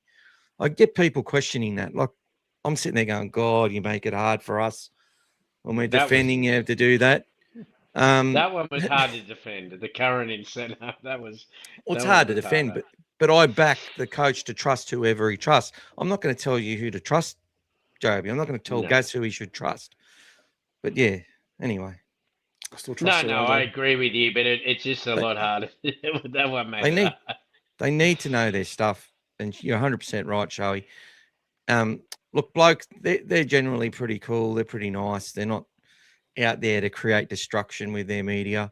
They're out there to promote more than they are to pull down, if that makes sense, which is against the grain. What happened to Joby? I'm here. I'm I'm here. Can you see me? Yeah, just leave it where. There we go. Did I do something wrong? Oh, no. Gus is just trying to do No. continuous improvement. No, I was trying to get the three across Gas- the top like we had before. Right? Oh, it's sorry, I this thought N you- one like this. Oh, there you go. That makes it smaller though. So no, it makes it smaller. That's all. So the other one was bigger, Oh, so yeah. it's okay. Oh, yeah. Oh, there you go. We'll President. work it out another Enough for me, time. That was, That's fine, mate.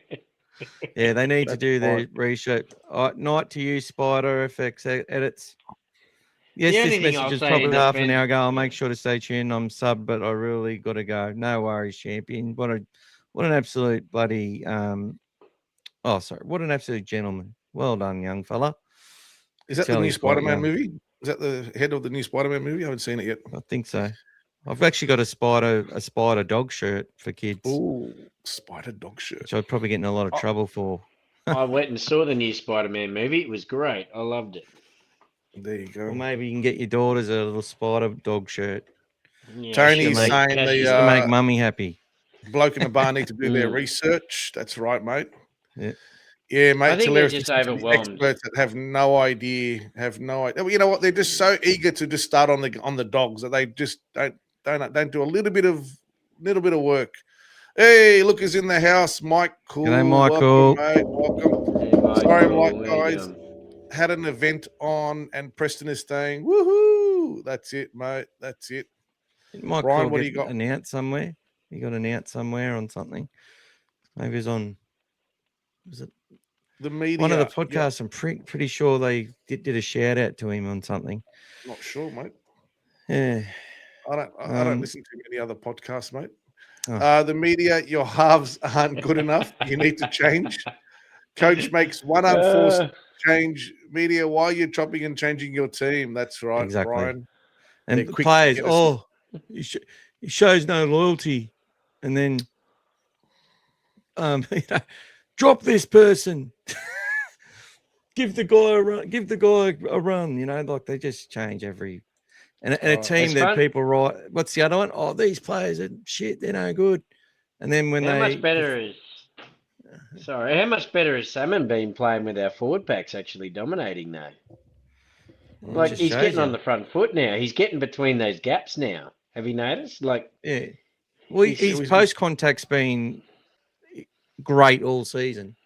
Yeah, Even sometimes if he's walking it, like getting hit and then just walking forward, like Steve Price but he's used to been do. when he puts his mind to a run, he actually just goes and he'll take the run, and you're looking at he's not even looking to offload or pass. He just says, "That's it, I'm running this one," and he's head straight I in think- and bang. I think Leo Thompson's been majorly underestimated, man. I don't think he's getting the credit anywhere near he deserves. Especially with the Because minutes it he's doesn't. playing. Yeah, he doesn't make line breaks and stuff like Payne Haas, but he has made Max King But look how many 1,000 do? times better. No, Yeah. that nobody, Yeah. does. No one ever has. But, and yeah, that's the he does- point. Yeah, But he's like Fisher Harris. He's like Fisher Harris and Leota at the same age at Penrith, except they were all doing it together and come through together. He sort of had to do it at Newcastle, and his enforcers were constantly, like the guys he was learning from, were constantly getting injured. The Saifidi. Yes.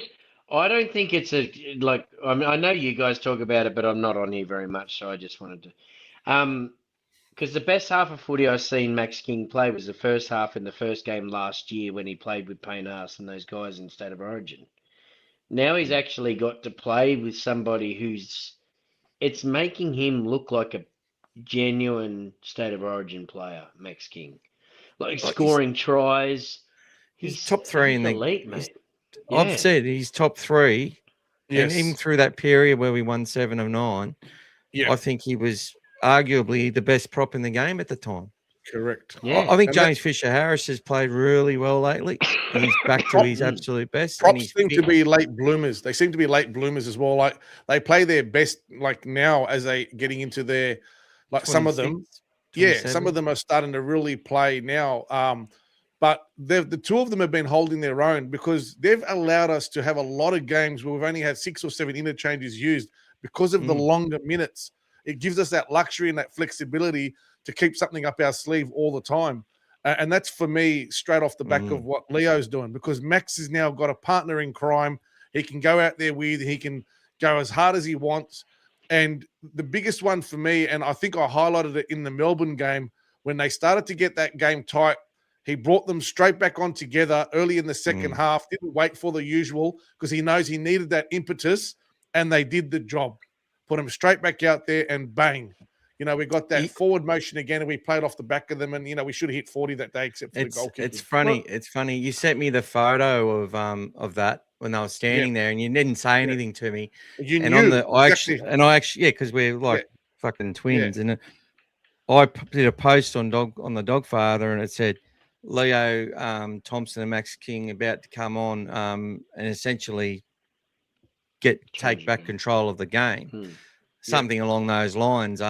Because it was literally a major turning point because we went from owning that game to then having to sort of Well, I think that's why this went year down a little bit and then we went up behind. another gear again. Yeah, we got behind, That's why this year we've been able to, like, there's no way last year we could have Burton in the centres, in my opinion, because we needed his kicking game.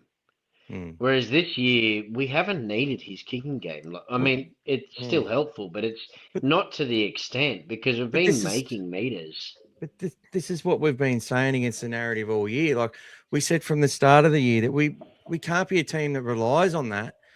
And as they weren't using Burton, even there's times I'm like, just use Burton because it's the easy option. And it's like, no, they're playing the process. Galvin's going to get better at kicking the more he kicks. He's going to get better and more controlled at it. We know Burton can put it on a dime. We know winning games is important. We know doing things easier might be great for us. Like we'd fucking love it.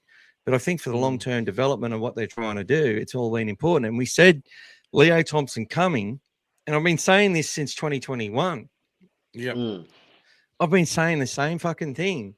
You've got to have a 1-2 punch. That's what people know that I've said this shit for years. And we haven't had it. And when we almost had it with Vaughan, that's why I was like, you've got to keep Paul Vaughan because he spent 10 years in the NRL with the exact as the 5th best prop in the game every year. Statistically and the way he played, he was just so consistent. He might have been a bit of a flop or whatever people were saying about him, but he was so consistent. And Max King just come on and just loved playing off the back of that. He just loved it. Like you can just imagine how good they could have done if Tavita actually stuck around or achieved his potential for half a season instead of 2 games. You know, it's So you didn't like Sharon, you're saying? Sharon Woods. Sharon Woods. But you know, Max King and Paul Vaughan, and then played 2 games for old Sharon Woods. Yeah, who was the other? Who remembers the one that we signed that never ended up coming? Reneged on his the Shark. Remember, we signed him. And Andrew Fafita. Yep. So he was supposed to add that as well. He was supposed to add that as well. So well it wasn't so much he reneged. We couldn't afford it. Yeah. Well, they'd made promises and signed a contract they couldn't honour. Like there's so much of that bullshit around too. I remember even back in the old, like I remember Willie Mason not long ago talk about. You know, back in the day when he was breaking, you know, like he would make line breaks and, you know, looked unbelievable. He said outright he couldn't do that without Mark O'Mealy and that breaking the line first. And Roy Asatosi as well, You've got to break that line down to create space. That's what we talk about every week, Joeby. We say it every single week. Leo Thompson might get driven back off a couple of runs at the start, but the energy he's taking out of the defence is more than what when Harry Hayes runs it off the back fence or when Curran had to do it. Yeah. Well, that's But if why you notice, Salmon even looks way Tilly- better, mate, because If it's Satilli So- doing it off a kickoff, it's taking more out of Satilli than it'll be taken out of Leo. And That's Leo's right. taken more out of their defence, and that helps with the second run up. And King's doing the same as well. He's at that level. But the And- defense, they're dragging players back. Like the other day, there was a tackle where they were both in the tackle, and they grabbed the guy and they turned him around. He was coming full steam, and they dragged him back. Which all of our team is taught to do. But that was just a momentum stopper right there. Bang! We said like, no, you go back there, mate. You start again. You know what I mean? One of their props or one of their twins or whoever it was. But they basically just own that game when they want to do it together. But there's a and comment he's there from sprinting. Brian as well. Looking at the dollars that Max would have to be the best value prop in the game. And on what he Salmon got. would be probably the best value lock in the game as well. to There be you honest. go. There you go. And, Especially with and the I actually premiership. agree with that because I think that last year Salmon struggled a bit because we had too many small forwards. And he's You know and he what I was mean? injured Like- most of the year as well. Yeah. He was was good. also He was injured, good until he got that injury against Canberra. But you know what I'm saying, Mick? He didn't get on his front foot that often. But the thing No. is, what's happening now is you're getting that line's bent back a little bit. Now he's able to get in like if you actually watch him, he's doing a lot of what like I'm not saying he's as good as Cam Murray, but he gets that he gets through the line like Cam Murray does, and then he gets that quick play the ball. But he's only able to do that because he's got the players to do it in front of him. It's not because he wasn't a good player before. Yeah, well, we You know what I highlighted mean? I that think- for the first half of the year too. Even though when he wasn't Mm. running it as much in the first half of the year, his play the ball speed was the fastest in the team. It was consistently under 3 seconds every game. But I'm Um, noticing he's beating at least one tackle now. Yeah. Like he's beating, you know what I mean? He's getting in between those players, which is why you want that small playing for. But we haven't had that luxury. We've had too many. Like Max King was really only the only one big guy. Now we got Leo, and that's why I get frustrated when I hear people say, "Oh, I had an argument with a bloke saying Leo's the biggest waste of money we've ever spent." And I'm like, Absolute "You're not watching the freaking fuckwits. game, man." It's so and frustrating. how fast does he sprints? He's literally sprinting in out to get to play, especially off a move. Like, and you And can the see, decoys- and and the sometimes he's decoys he made runs as mistakes well. because look, Yeah. I'm gonna run into this Fantastic. space. He probably caught the other day when we made that break, and then Bailey should have went the short side, and Mick Ennis, I did the watch along. Mick Ennis said what I said afterwards. And then Bailey saw space. I have no doubt Leo's like, give it to me. I'm going to fucking run and score here. Like the space that opened up on the left, and there was plenty there. So Bailey's gone with it. And that's what they got to do. You either get it right or you get it wrong and hook up. Most of the time, you're getting it right. And then, he throws the ball. Leo's thinking what he's going to do with it before he catches it. it's Well, a he bit only high. gets it wrong because Leo drops it. Yeah, well, that's Like, it. if he doesn't drop it, But Leo thought he was going to go and Keep going. Yeah. people go under the post. Like I've seen it a few That's right. times. That determined to get. He's a footballer as well. He just wants to play. He's so I don't mind excited. it when Leo drops it. He tries. Whenever Leo's dropping it, he's always He's always running his hardest. He's he not doesn't just drop passive. it walking. No, that's right. He's coming at you. Martin Yeah. Lazar's asking, who's old mate at the bottom there? He's sitting in my spot. Is he talking about me? Yeah. Oh. Harry Potter here. I don't know, mate. You're a wizard, Andy, Harry. welcome, Andy Sage. Damn, I'm late again. Come on, mate. You got to get those out. You got to get the time adjusted. he's Mate. playing Keep your ping pong Sydney in time the on, ping pong Thailand. Keep your Sydney time on, mate, on your Thailand watch, buddy. Come on. Tommy the Especially on man. Tuesdays. Change your time to Sydney Maxi time. King, Willie Mason, and Danny Fualalo, some of the great doggies props. I love. But the how fact you about love Willie Danny Mason? Fualalo. Willie Mason has got the best non-try in Origin. Oh, easily. The best non-try in Oh, Origin. man. That still hurts me to now that it didn't. Yeah, I don't finish even it want off. to talk about it. Oh, Yeah, my God. that was ridiculously good, bad. And the scary thing is they don't replay that enough. Honestly, because he didn't get it, they don't replay it enough. One of my favorites though is when he bumped off. Remember when he bumped off? Little Matty, but was it who was the little fullback for Queensland? Was it Could have been Matty Bowen. Bowen. Matty Bowen, yeah. That was beast mode. Just through, yeah. Mason has some, yeah. Fafita was involved in the kids' football incident. That's why the Dogs pulled the contract. Maybe, yeah, I can't remember that. Like, I don't remember it like that, Mike. But you could be right, mate. I'm not going to rule Dirty it out. Harry, Could be. Dirty You're a Harry fucking Hayes has tragic like been me. great. Now that Harry's got his ears sewn back together again, he's been good. Oh, that pass deserved a that would've fucking hurt. try. Yeah, I know. But that pass that he year did, was like fun. he did a Robert Ralph round the corner. I fucking Yes. love that. Yes. See, So good. we were so unlucky with the we nearly scored another couple of tries, really. Like, Yeah, we left a few out there. yeah, old mate got his pants pulled down and dropped the ball. Turpin.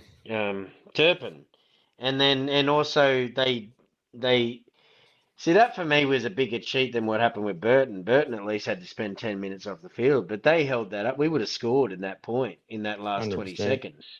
Oh, that was You know on what I Sewer. mean? Like- Yeah, the last one. Mm. On Yeah, Sewer. yeah. Should have been yeah, send that off. was frustrating. Yeah, well, yeah, that was It wouldn't have mattered though because it was 20 seconds left. That's the thing with those scenarios. Ash- It's like they've got nothing to lose. No, It's like- Ashley Kine bet that there'd be 3 sin bins in the game, and it wasn't looking likely, but he got it over the line. He Oh, just- there's Buzz only was one thing. very- There's Buzz was only happy one thing about I that. would have, as a sort of winger fullback myself, knowing there's only 15, 20 seconds to go. If I was in Sewer's position, I might have towed ahead, guys. Just my own feel. I would have just towed ahead and gone for it. Because obviously you're the kick, just there was no one yeah. back. Yeah, I would have just kept towing ahead and just challenged, get the bounce Right. before the line and dive over for the try. That would have been my play. That would have been nice to get the 48. But anyway, that's just. If you were out there and just say you're on the other wing or whatever, you'd have been telling him all about it too, Gas, wouldn't you? You'd have been like, I'm going to do this. They would have called you gunner in your team, I bet you, before the game. You're like, give me the ball. I'm going to do this. I'm going to do that. I used to let And my. I'm going to do. I used to let my actions do the talking, mate. My mum called me gunner. I used I'd to let tell my her the actions, plan before let the my game. actions do the talking, mate. Mick You was go, gonna come be on, great. gunner. You're going to do this. You're going to do that. Fucking do it. Funny enough, the guys in Oztag used to have a joke. They say, "Gas, used to turn up just before the game would start." But a couple of them ended up catching on that I'd be parked not far away, watching some other games, sitting in there, and then waiting to the last night, then coming out there and doing the business. So not just hanging around and waiting and whatever. It was like, He wants to be the center of attention. I was make watching the appearance when it's I was ready. watching The Voice last night. These kids in a band they wrote a song called "I Don't Want to Be Late" because I don't want to be the center of attention. It just Yeah. sounds like But you know what happened to me once? I did the scaphoid. It's the worst one to do because it's got the least amount of blood that comes into that bone in the body. And my hand this one went all the way back to here, and I did that I've bone. done that a few So times. I had to put a cast on for 16 weeks. This is back in 90. I had to put a cast on. So what I would do is I'd put it on for 4 weeks, then I'd cut it off. I'd go to the hospital and I'd put another one back on. And I had never in 16 weeks, I never got an itch once. But I still kept playing my Oztag. What I'd do is I'd get the like the bulldog, like say a scarf, and I'd wrap it around in the scarf, and I'd go out and play on the wing. And I'd catch it in one hand, or I'd tag with one hand, and I was still scoring 3 tries a game, just playing with the one hand. I'm like, you're not stopping me. So the 16 weeks in the cast, that one was a slow healer. They Gas said was don't ma- play. What you're trying to say, Meninga Gas, of is you're not quite as good as you once was. Oh, mate, don't remind me. Don't remind me. What's Andy doing? Drinking some fuzzy stuff to celebrate Preston not going. There you go. That's it. There was a fight. PNG. There was a fight off the field at a junior rugby league game, and the Dogs said, "We don't want that at our club." That's what it probably was, maybe. I think that was him and his brother were both at that. That was in a Penrith. I'm pretty sure it was a Penrith junior rugby league. I game remember too. that happening, but I didn't know that it stopped him. I thought that was. Yeah, Yeah, I know he got in trouble. he got in trouble from the NRL as well. Okay. Yeah. Who I we got remember the here? story. Swag Shorty. Does anyone know what happened to Fami Tolola? Is he still at the club? Well, look, I don't know. Started I've the- actually got him started on the year my off friends hot. list, I think. I'm pretty sure I've got Fammy on my, or I did have, and because I love what he did in the Jersey Flag Grand Final. Really good, and he actually started the season here. He's playing a bit, but he might have just got injured again, or he might have been on a train and trial at the start, and they just said, "Sorry, we can't. We've got to fill that somewhere else." I'm not sure, but a really talented player, and I thought he'd gone off because I'm pretty sure he did a knee injury last year, and I didn't think I'd see him. I hadn't heard nothing from him or what he was doing as far as like from any talk about him within the club or on media or anything. And then I saw him in the team to start the season, but I think he was there for the first 4 or 5 rounds, maybe. I haven't seen him since. So, yeah, actually interested about that now. I forgot about Fammy because I thought he was a really talented player. Dogs posted the best way to announce a Preston signing. They sure did. Well, Michael, I actually announced it first. I'm just going to say that just for our little community. Yes. Just for my ego, guys. It's all right. I don't expect other people to have egos and protect it, but my ego's all right. Preston not That's going. it. Preston not going. Yeah, so we announced that a few hours before. No one in the club told me. People can say I just guessed it because Spinner Hooper said something today, but no, I got there's a couple of sauces there, bit of tomato, bit of barbecue, and when they both say it's on, the sauce is on, and it's never been wrong. And after they told me, they then said where it was from, and I'm like, oh, directly. I assumed it was direct, and then it's like they both sort of said it's second hand. I went, oh fuck, I've got to.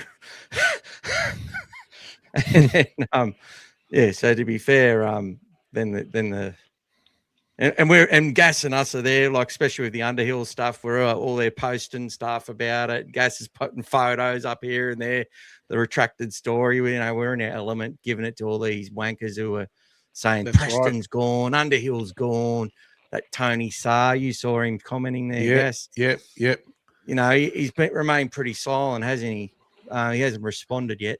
No, because these guys were saying some comments about the comments we made on the podcast the other day. Michael, you know how he puts those snippets for a few minutes. And there was one where I was talking about Jack Underhill and how Broncos situation and Badell making it all up. They may have leaked it. That they may have done it. Yeah, and then So they're saying, Jack Underhill, is he definitely staying? Or of course he's still signed, and that was the story. They took their story back. Yeah, that's what I thought. Yeah, it was just exactly what we said. But these guys are saying, they were just making. These guys don't know what they're talking about and whatever. So once the story came out and they had the retraction, I stuck that retraction back in that post just to say, hey mate, just watch what you're saying, buddy. Yeah, Mike, people that was great. Yeah, that's it. Putting it out there for a win. That's it. Manifest it. That's it. Made me click when I saw PNG. Yeah, mate. Yeah, that was lucky we knew the truth first. That didn't matter. My teammates called me who flung dunk when they kick it downfield. When they kick black magic. That's it. Friday night, I assume. I've watched the streams for a while now, and I just figured out how to comment on a live chat. Welcome, welcome, mate. Shorty. Good stuff, Swags. Oh, good to have Leo you, versus the Leota, going to be a big battle. Notice he doesn't have a big motor in him anymore. Never say never, guys. He's still the beast. He still makes other men look like they're boys sometimes. Yes, I haven't seen him lose too many fights. Put it that way. I've seen players get parity with him and teams overcome, but as an individual battle, he doesn't really lose too much. Yep. So, Trivia lads, who scored the final try in the prelim against South in 2012 around 45 metres? In the prelim against Souths? Can't remember. It's good. Yeah. I just remember. I can't remember what happened at lunchtime. Greg Eastwood. Tank. No, it would have been the tank. No, it's Greg Eastwood. No, it's Greg Eastwood? Okay. Oh, when he made that break. Yeah, okay. I think, okay. Yeah. Let's go 2012 preliminary final Bulldogs v Souths.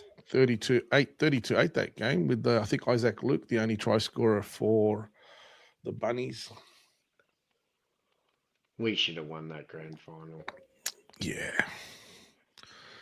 Someone was missing a piece of their ear, weren't they, in that grand final? Anyway, that's another Yeah, story. he deserved it. It was just Greg Eastwood one-sided. scored in the 80th minute. Frank Pritchard, the 59th minute. Mm. Yeah. So the we scored in Beastwood. We got the second minute, and then we got one in the 36th. And I'm pretty sure that's when Reynolds did his hamstring, and then Jonathan Wright got one on just right on the stroke of half time.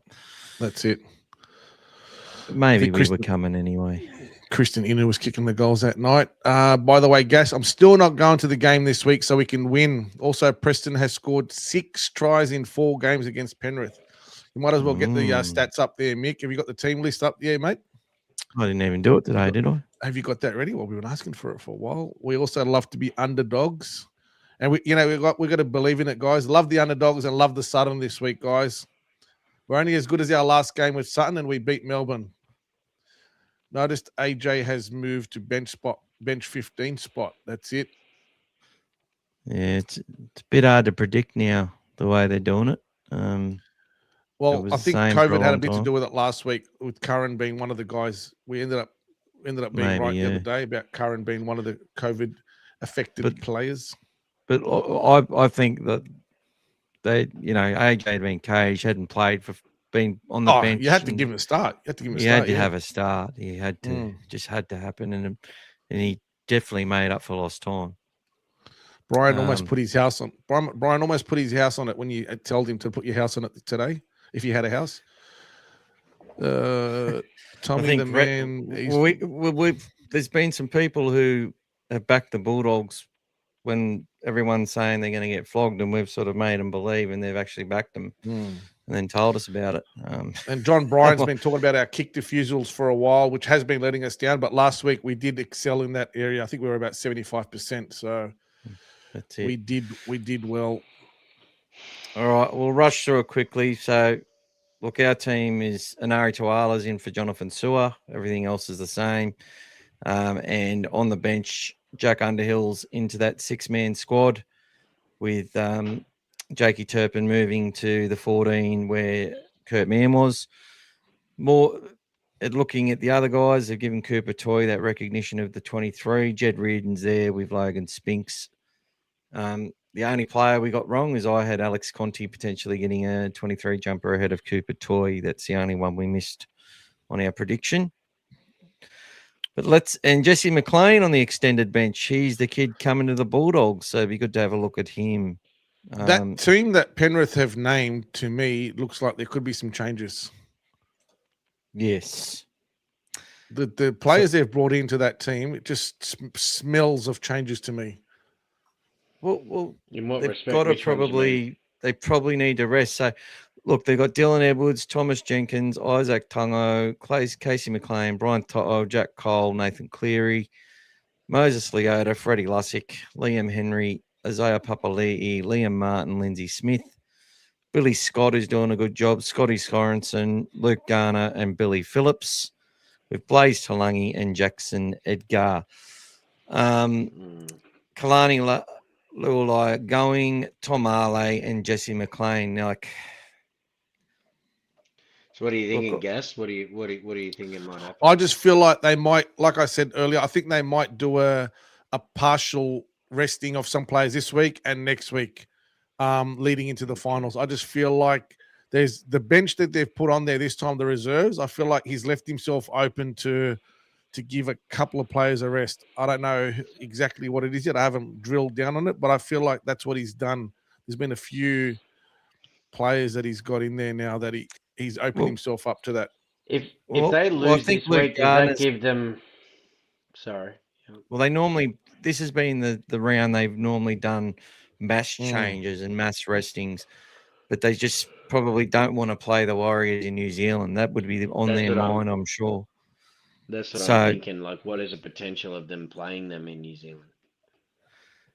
Well, if they lose this game, much higher Well, than no- it would be if they win. Not necessarily, because if the Warriors end up winning as well, they finish first.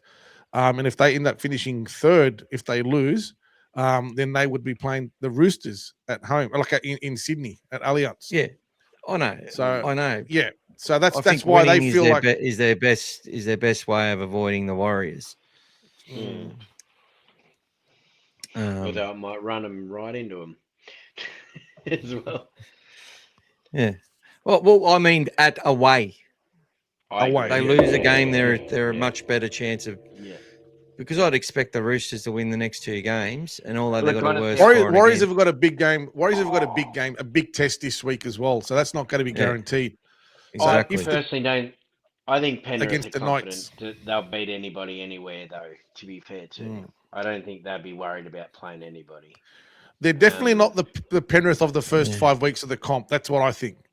Yeah. And I No, think without but- their captain, I think they've dropped the keg. And without their hooker as well, although they're still playing and they're winning games, I don't feel like they're the unbeatables that everyone's still making them out to be. I still think they've Well, got like Well, there's even though no Isaiah Yo, so of that's course. what I'm saying. Without their captain and without Nobody- Kenny, yeah. I think they're still a little bit vulnerable. That's what I feel. Oh And if yeah, we- and I think it's a bit unfair that people say that about him. Like, you've been losing Isaiah is huge. It's massive. And the Roosters Like- showed that 2 weeks ago. You know what I mean? Yeah. They showed that against them 2 weeks ago. They had a good game plan and they topped them. They lost 2 in a row, but that was the same time we lost 2 in a row as well. So, I heard against that the Goose Warriors and Reed Roosters. say the other day that whatever they got Nathan Cleary. So if they lose 12 players, but if they got Nathan, they're still going to win. Like, Yeah, it's It's just ridic- it's the old it's Superman. It's the old Superman. It's the old Yeah. thing, That's, yeah, he's not. heroes God. can stop. Like, Heroes can stop Yeah. anyone, and a whole team will just sit there and watch it happen until the final scene. You know what when gave me The hero confidence? misses. oh, sure. Ivan Cleary's press conference that he did yesterday, where he was talking to some guys and they were asking him about the team and the way that he shut them down. That was so disrespectful. Like, I'm just saying, like, he can do what he wants, but I just felt so comfortable seeing him do that, where he's like, "Oh, just you got to wait till tomorrow." Like, who are we Yeah. going to put? Who you're putting in the team, and Blaze Talangi or whatever. Oh, you got to wait till tomorrow. Oh, I'm not here to talk about the team today. I'm not here to talk about the team today. Like the way that he went about that, I was like, "Yeah, bring it on, mate. Yeah, bring it on. Have that attitude." Last year, they denied the Bulldogs. The Bulldogs were looking to that game as a game test. that they go and make their statement, and he took that away from the Dogs. But then the Dogs also were like, "Oh, We have to win that game to guarantee top 4. we've got to win it to guarantee top 4." So they've That's sort of right. done us a favour, but they haven't, and they copped a bit of shit from that. And I wrote an article about it. But Yeah. at the same time, this is why I'm saying they are. Nobody wants to go to New Zealand. That's. It's not about not being. They're not afraid of anyone. Of course they're not. But nobody wants to go to travel to New Zealand for that first No. game when it's a week off is so essential. The team that's got the week off is what I think wins 90% of the time. We'll get in the grand Um, final more often. in a Yeah. when they go into a grand final. If they've had that week off. And that's what I think if we beat Melbourne, I think we beat Cronulla and we play in a grand Yes. final. Do we win? Mm. I don't know. Who Maybe we knows? get Yeah. maybe Critter gets to is good enough to play. Maybe they just have a great day and we win a grand final. Probably would have made this year even harder. Who knows? But what I'm saying is that it's so important to win that game, and you don't want to be the third team that has to play. Because I can guarantee you, if they didn't have to play these players, they wouldn't be playing them. They put himself first, and the fact that he is being like that is because he's like, this is it. It's on now. This is it. Finals have started. They've got to win these. They want to win these games. He badly wants to win this game, and yeah, but I still think though that they might change a couple of players and task them with the job and the expectation purely for if Tungo goes down, they might really actually need Talangi to go into. Talangi might have to go into the centres, or they might actually bring in Jesse McLean to replace his brother if he goes down. Like, there's all these things they might want to prepare him for. Maybe they do say, okay, you're stepping up against your new side. Jesse, you're playing against the Bulldogs this week. So is Freddie. They'd be missing Liam, Mitch Kenny. I'd say he'll be back. I reckon he might come back first week of the finals. Do you think Blaze will play or not? Luke Garner, he's definitely going to play because he's only just came back last week from, I think, reserve grade. So I think they're worried about Jacob Preston running it, Blaze Talangi. Maybe they put him in a different spot. Maybe they bring him back as. I think Cole or Talangi. I think whoever he runs at, either one of those two, he can come over the top of anyway. So Cole doesn't worry me either way as well. Like, you know what I mean? He's only I know what you mean. I know what you mean. But I rate Jack Cole more defensively than I do in attack, and that's why. Yeah. And I actually think Penrith sometimes are better when Nathan doesn't have to worry about anyone else there. Sometimes, but without Yo there, look, Yo's been playing a bit of a more different role over the last couple of years, anyway. Especially with the rule changes and stuff, he's been doing a lot more middle work, which is so it hasn't been as big a deal for Lindsay Smith to sort of go into that role because, and he passes all right too, and he can come up with a really lethal offload at times.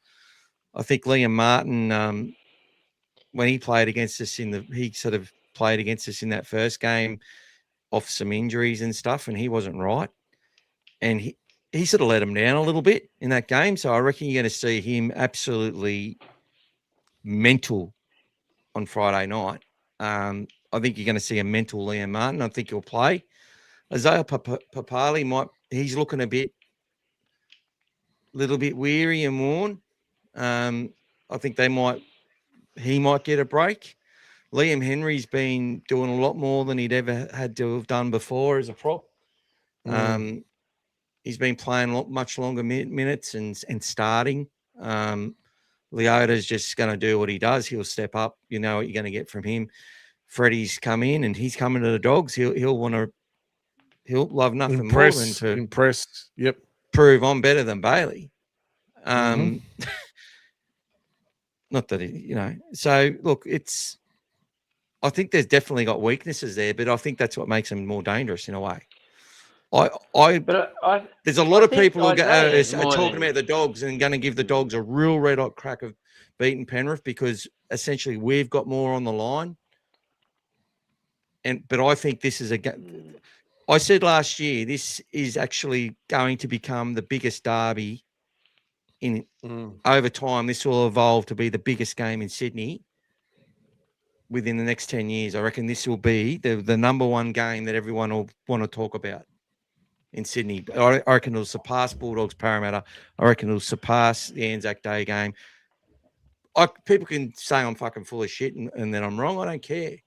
This is what I believe. It's got the potential because there's just so much history there through the human headline Phil Gould. There is a genuine respect, but there's also this thing like. But it's also the styles, Mick. I think the styles they're very similar. It's a brilliant game to watch when you watch it. And I think the other thing too. When they talk about Isaiah Yo, when they talk about Isaiah Yo, and the fact, what makes me nervous is we beat them last time. Mm-hmm. You know what I mean? They're going to come ready. And they're not going to, they're not going to like that we beat them. And I'm not saying that we're not capable of beating them. I'm just saying that I think they're going to come ready, and I think we're going to have to be really on. But I do think that Isaiah Yo is a much bigger loss than just Isaiah Yo, the player. I think he's obviously listening to Laurie Daly about his leadership. They've named him the Australian captain for a reason. there's more to players than just what they do in the field. Sometimes we just get carried away with what they do on the field, but he's a big loss. They haven't been playing the same without him. One And I last don't think comment it's on it. just. Yep. One last Yep. comment. We talked about this, myself and Gas. I think Penrith will also think the respect that they showed us in that semi-final last year, even though they were smashing us and stuff, they played to the end and forced to play to the end. They were worried because we were asking a lot in that second half. We asked so many questions of them, and Galvin just had a bit of a field day. And I think the energy that they had to spend to try and make sure that game, I felt that they could have rested Nathan and done some things just to show a little bit of arrogance, but at the same time, just like we got this under control, we can cruise home here a little bit. We sort of took that. I don't think they took the foot off the pedal the whole game. I think they played out to the end. They were afraid we were going to come home, and we did score some tries. 3 tries in the second half, yeah. And they don't like losing any time. They're very competitive. And they got that lead against the Broncos, and they ran out of puff, which is why they rested their team against us, which is why they settled for 7th, which is why they did what they did. They nearly got away with it again. And I reckon if they beat Brisbane, they beat Melbourne more comprehensively than what Brisbane would have.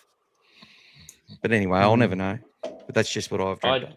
No, I think the grand final was the Penrith Broncos game. Yeah. I agree with that. Yeah. Yeah, and that's why I think we would have lost too. Yeah. Just a few comments, guys. Are you surprised Jack Cole is ahead of Blaze? I think we've just answered that one as well. Andy, Penrith be better prepared to be smashed because the Dogs are going to fire up. That's right. Go, Andy. Penrith know they're going to get smashed. Let's hope so. Go hard, brother. I've been watching DCF playing for St. Helens. He's doing well, unlike Sexton, who's been bogged down average for the Catalans. And playing 6 half the time. He's got the 6 on his back. And Eastwood, Look, to be that's fair, right, mate. He's probably got it worse a team around him too, to be fair to Sexton. Of course he does. Yeah. Yep. So, that's where we're at. Eastwood. So that's it. All right. Let's have a look at the Cup team, mate. Let's have a look at our flag, guys. I've had it running across the bottom of the screen all game. Give them a minute. Give them a minute of your time, mate. Give them a minute of your time. We're nearly at 3 Do you think hours. Do you think Dogs will find touch like the Roosters? I hope so. Oh, there's our first prediction. 38-18. Brian. 38-18. I hope you're right, Brian. The gallivanting Bulldogs are back. The entertainers are back. Back to back. That's it, guys. That's it. Imagine if we beat Panthers twice in 1 year. Yeah, give us yours. Give us yours, Mike Cool. All right, so Penrith and the Dogs, we've got Cade Dykes, Sheldon Haywood, Jesse McLean named at wing, Patea, Moi, Lydiard, Skips, Kurt Falls, who went to the Wynnum for a couple of years and was in the Broncos system if they needed him. Back at the Panthers, he debuted against the Dogs in a day where they had Kickow and Edwards ran riot. They let us, I think, 36-0. We got it back to 36-18 against their second-rate team during an origin period. But Kurt Falls kicked the goals and everything. But Cade Dykes, Sheldon Haywood, Cooper Toy, Jed Reardon, Nick O'Mealy, Joey Tayalpa and Alex Conti. I wish they had Alex's photo here, right? Lincoln Cliff, who did well last week, Gordon Chan Kum Tong, who started the game well, Lipoy Hotboy, Logan Spinks, Chase Patterson, who him and he's proving to be a great fall on the other side. Jack Todd, Bailey Myers, as I said, Finn Alatu, David Leota, and there is a to-be-announced player for the 17, likely to be a Jack Underhill or actually they're playing on Saturday, aren't they? So we have the benefit of whoever we don't use or don't use a lot of can actually go and back short up. Minutes, yeah. Correct. Short minutes can still play, yes. That's right. So we could see Jackie Underhill or AJ or even Josh come in and have a run. I do expect that Harry Hayes will be used, and I think Josh Curran will obviously be used this week in this big game. Mike is saying 24-12, which is a repeat of the 88 grand final victory over Balmain. Nice. I'm going to say 22-18 Bulldogs. I don't know why. Tommy, surely have a live post-match reaction after the game. I'll either be crying my sorrows or thinking we can win the grand final. Yeah. You know what's up our sleeve as well, guys? What's up our sleeve as well is if we manage to win our next 2 games and Cowboys, let's say, lose one, we have the advantage of playing our last game on a Thursday night and having an extra day or 2 of rest before we play the first semi-final. So that's going to be massive at that time of year, hopefully. Because if we end up, let's say we play the Sharks, they play on a Saturday. That's 2 extra days that we'll have rest. So I'm thinking ahead because that's what we do, guys. Sorry, that's what I do. We're making it. That's our pathway to winning the grand final, guys. Lorenzo 50-0. Good. Well done, Lorenzo. Good on you, brother. Lorenzo's a member on the Dogfather Facebook page, so we're up to 10 members on there now. Knox Corvus 28-26. Yep. Well done. 28-26, mate. I don't think lucky I don't bite my nails, but I don't think there'll be anything left if that's the case on Friday hasn't it night. Changed? Sorry, I thought mate, you didn't change, mate. We were going on faith, mate. We were going on faith. No, I've just changed. I've got 2 screens up. It's and all I right, can't see. mate. You should have told me. Oh, mate, we were going on faith, mate. You know, we knew that. You know, after 3 hours, mate, you start to lose your load, mate. So we were okay. Brian, they have Cleary. We have Galvin and Critter. 2 versus 1. We will overwhelm them. That's it. Okay, Mike is going to do Timmy's prediction first. So Timmy's prediction is going to be 30-10. 30-10, guys. D is saying 16-0. Woohoo. Oh, fuck yeah. Mike Cool, 1-0. Oh. 1-0. 1-0. That'd be the best. God. Is that from a penalty? Is that from a penalty? And they'll be talking about how bad our attack is. Welcome. 10-8 to the Bulldogs. Is that to make up for the 8-6? And this time we get the charge down on Cleary. 1-0, I reckon, with Cleary just missing the 2-point field goal right at the end. He's kidding. Actual prediction 20-14. 20-14 is his actual prediction. Just want to go through the jersey flag quickly. Raymond Peruz at fullback. Mela Satu's doing a great job. Marcellus Kolpol, under 19 rep. Wesley Papalia-Foa on the wing again, trying to go for a triple-double.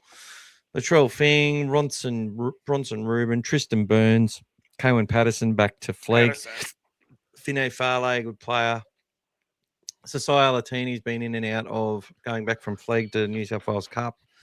Jaden Smith, Lachlan Mifsud, Patrick Carey. Bud Smith, the son of Jason Smith, is back in the team, which is good. He must be back from injury. Alvin Chong Ni as well. Pat Carey, Lachlan Mifsud, and there's a few missing out of there. And then the last one we have is our Ron Massey Cup side, which I will show that as well. Big game, guys, to get into the grand final. This one will be at Cogra Jubilee, guys, 3:00 on Saturday. Get out there. So for those that are in town and not able to get to Penrith to watch the other one, 3:00 at Cogra Jubilee, guys. Tay Cochran, absolute superstar, and in this grade against some good players. God, he goes good. And Michaeli Senibua, the Fijian flyer, tough as. He's got a future. That guy Baxter Warner, he just goes hard. He's got hair going over the place. Like Paul Johnson, really talented outside back coming through. Harold Matson, been in our system a long time. Joeby Roke, another one. Leif Dietrich is just keeps toiling away. Leif, he's one of those lanky, tall 5'8". He's only about 17 or 18. Damon Humphreys played a lot of flag this year. got 5 try assists from kicks against the great St Mary's club earlier in the season. Broden Cons, we've talked about a lot. And this young hooker, I haven't seen much of him, but he did a good job last week. Mace Andrew, named after Willie Mason. Mikhail Papali Talanai, he did a good job the last couple of weeks. And Justin Matamua, who I think could be playing New South Wales Cup every day of the week. Class player. Mini Mick. Mini Mick looks just like him. Azariah took him. Watari, he's been starting on the edge the last couple of weeks. And Corey Ackers, who levelled the scores up or got it under the post to give us a chance to level it up last week. The boys last week were down 22-0, I think, at half time. 22-0 at half time, guys.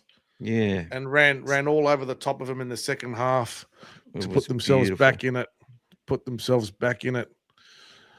So Iverson Matai, Azira Cheekham, Michael Cheekham. They everyone knows Michael Cheekham, don't they? Played for South. That's right.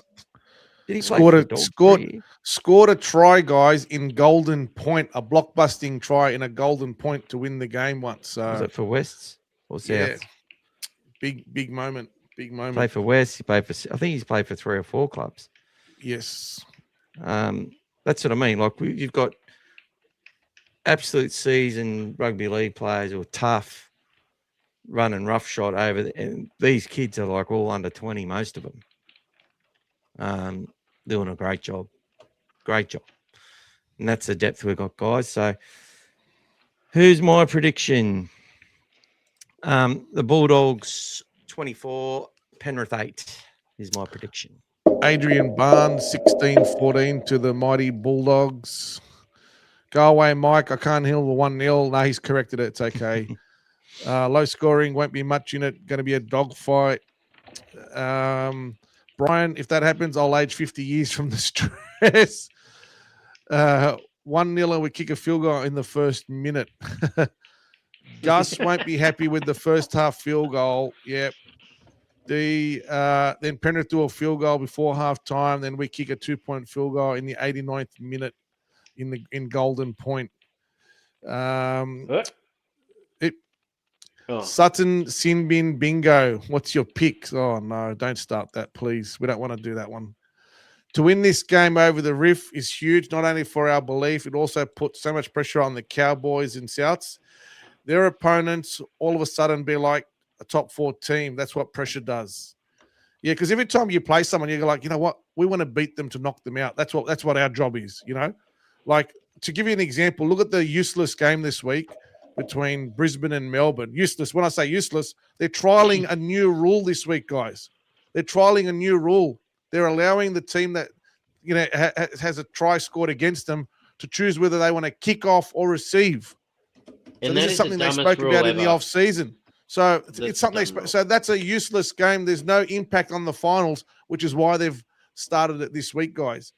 And I will say another shout out, guys. The NRL in conjunction with the Rabbitohs have done something amazing for Jai Arrow, guys. Jai Arrow is sitting on 98 games for Souths, and what they've allowed them to do, if you haven't read it, if you're away, they've let the Rabbitohs name Jai Arrow in the team, and he's actually captaining the team in number 13, or he's actually in 23. Go to 23. He starts the game, and a few seconds into the game, they're giving them one free substitution, so an extra sub to get him off and get Cam Murray back on the field, guys. They're going to do that for 2 weeks in a row. So then Jai Arrow ends up saying he's played 100 games for South Sydney. I think it's outstanding, guys, for the Rabbitohs and NRL to come to that agreement. And I can understand some people being a bit aggrieved that the Broncos haven't done something similar to allow Reynolds to play a farewell game and basically said, you're not playing the last 2 games. But it's a great thing for the Rabbitohs, guys. So good stuff there. You know how I found out about that, Gas? Yep. The Jai Arrow thing. So my wife, I just found out she's pregnant recently. Congratulations. She's super emotional, and she rang me crying to tell me that Jai Arrow was going to be playing his last 2 games in that respect. She read the story. Oh, there you go. because she's all like, the hormones are running through her and everything. Yes, So yes. it's a beautiful thing they're doing. I was Hey. really happy to hear that they did that. That's it. Awesome stuff. For Where him. are we? Oh, there we go. What do we got? Mike Cool, Mick. Yep, they've done their predictions. Dogs 25-24 in Golden Point. What would be our season without another heart stopper for us fans to get through? Oh, please don't do that to me again. 25. Michael Cheekham played for Manly, Tiger South, and back to Manly. That's it. Thanks, D. Yeah, the Rabbits thing is much respect, NRL and Rabbits. Congrats, Joeby. Yep. I grew up in the Penrith area. Used to probably play my junior league. Used to use my junior league pass to be the away team fans. Stuff the Panthers and stuff the Panthers now. Then and now.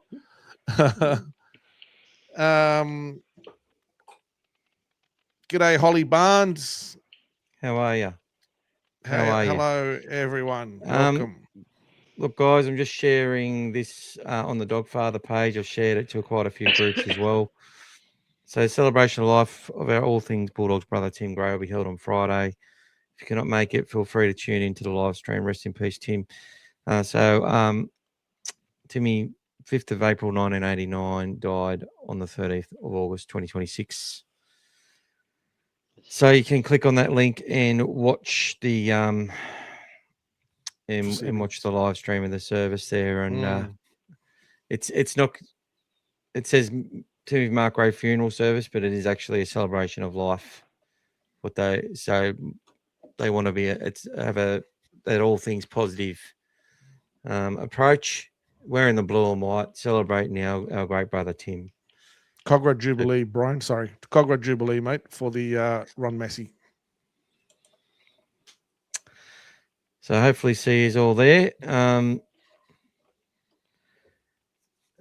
we go. I think there's one thing we might play in honour of today, guys. Battle here at Nelson Bay, Cherry or Tuala at centre. Both. Okay. Tuala will play in the wing, mate. Tuala will play in the wing. Cherry will stay in the left centre. Sing this loud, guys. I'm going to play a little song before we do the exit music for a film, just in celebration of the fellow who's not going to PNG. Lost in darkness, the Bulldogs lost their way. Losing everything and forgot how to play. Along came a kid with long blonde hair. His name is Jacob Preston, do not despair. Doggies fans, are you ready? Ready? Yes, we are ready, ready. Here we go, here we go, here we go. PRESTONMANIA, mania, mania. PRESTONMANIA, mania, mania, mania. PRESTONMANIA, mania, mania. Memories of Barrett's boys hurt us as we hang our heads in shame. Des indeed left us without a blue sky and more scapegoats to blame. But the rival of Presto and a new hungry Bulldogs breed will leave these nightmare memories for dust as they look for opponents to meet. Doggies fans, are you ready? We're ready, yes we are ready, ready. Here we go, here we go, here we go. PRESTONMANIA, mania, mania. PRESTONMANIA, mania, mania, mania. PRESTONMANIA, mania, mania. He came in 2023. He won all the awards and embarrassed some frauds or three. Tackling until his last breath, running harder than much bigger men. PRESTONMANIA has led the way. PRESTONMANIA is here to stay. PRESTONMANIA, mania, mania. PRESTONMANIA, mania, mania. PRESTONMANIA, mania, mania, mania. Welcome back to All Things Bulldogs. G'day, Doggies fans. And now they're having trouble streaming to Facebook for some reason. Probably showed some pictures of NRL or something. But guys, let me stop streaming the Facebook there now. What happened? What happened to Joeby? Did he go? Did he? Joeby blacked out. Joeby. Come back, Joeby. He probably thought it was. Oh, he's back. Is he back? No.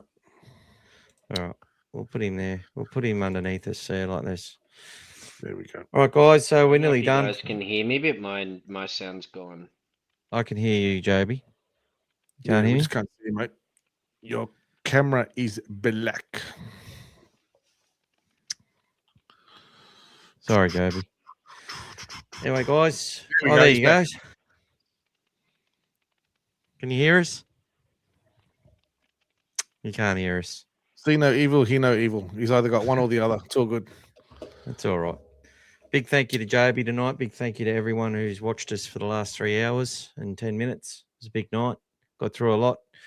Thank you to the club for signing Jacob Preston. And thank you to the sources who are always correct and allow us to share good news, even if it is just before the club. Joby's back. Which one is he? Can you hear us, mate?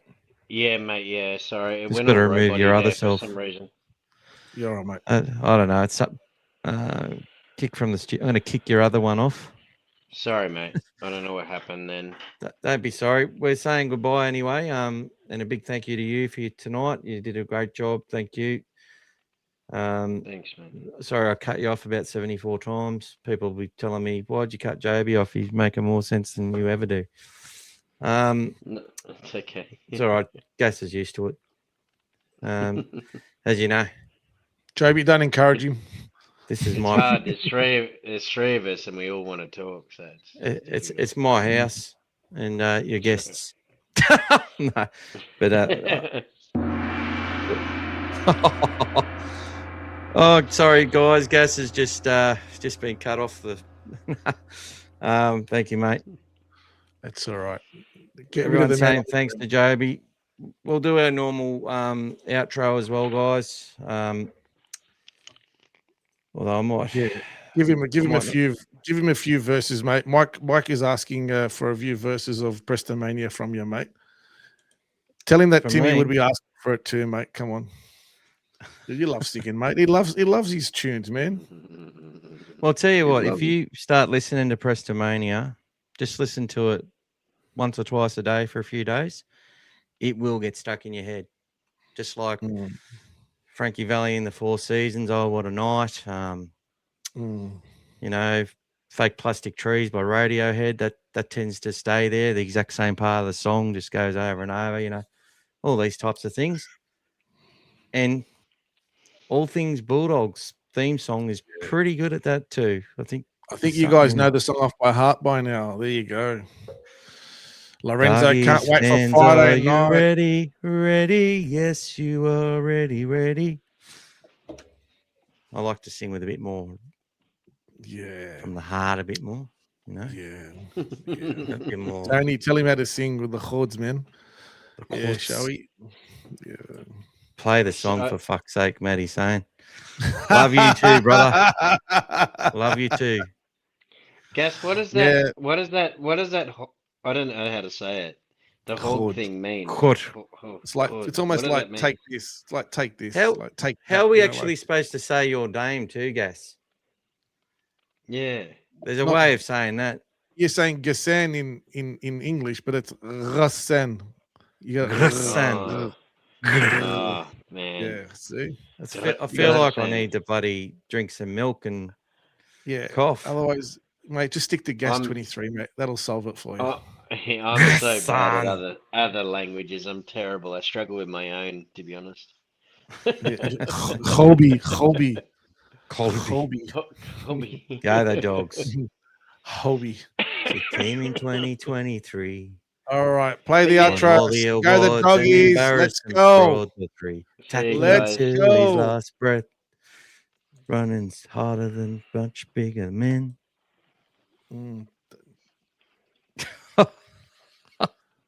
Girl, you put the ground the dog's gas. That's it. Fire up, guys. Fire up. Let's go. Let's go. Let's go. Bring I on the might just play a Panthers. Let's different go. version, guys. I'm just going to play a smaller version, and then I'll just hang up. So, go the Dogs.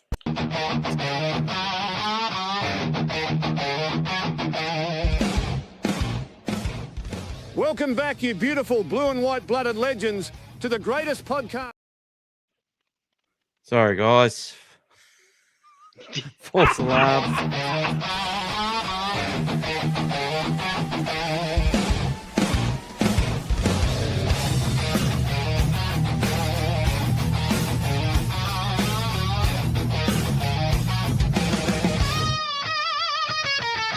G-Day Doggies fans, welcome to the show.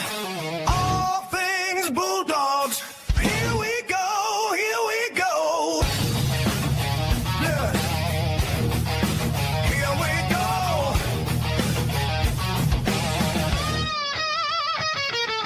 Blue and white pride, Bulldogs for life. Dogfather here, gas by my side. All things Bulldogs, talking dogs tonight. Dogfather and gas, blue and white pride. All things Bulldogs, footy talking ball. Dogfather and gas, Bulldogs to the core. Bulldog spirit, strong and true. Blue and white, through and through.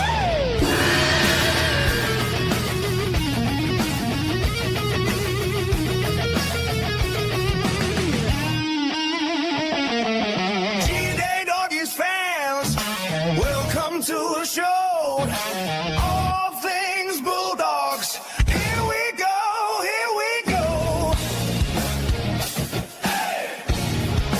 Here we go. Hey.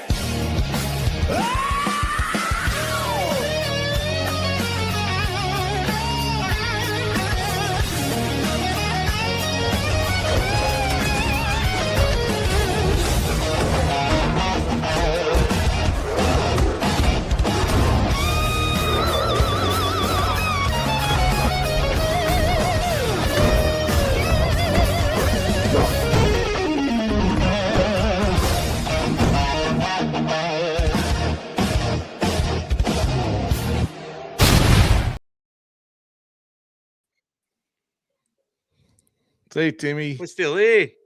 See you, Timmy. We're going all night, guys. We're going all night. We're going for 3 hours. And, we're already gone for 3 hours. But rest in peace, Timmy. Love you. See you guys. See you, Joeby. See you, Joeby. Night, everyone. See you guys. Love yous all. Hey guys. Yeah, we're here. Gather- And we'll see you for the next stream, guys. For the review. Maybe before. Who knows? Go the Dogs. Well. Good.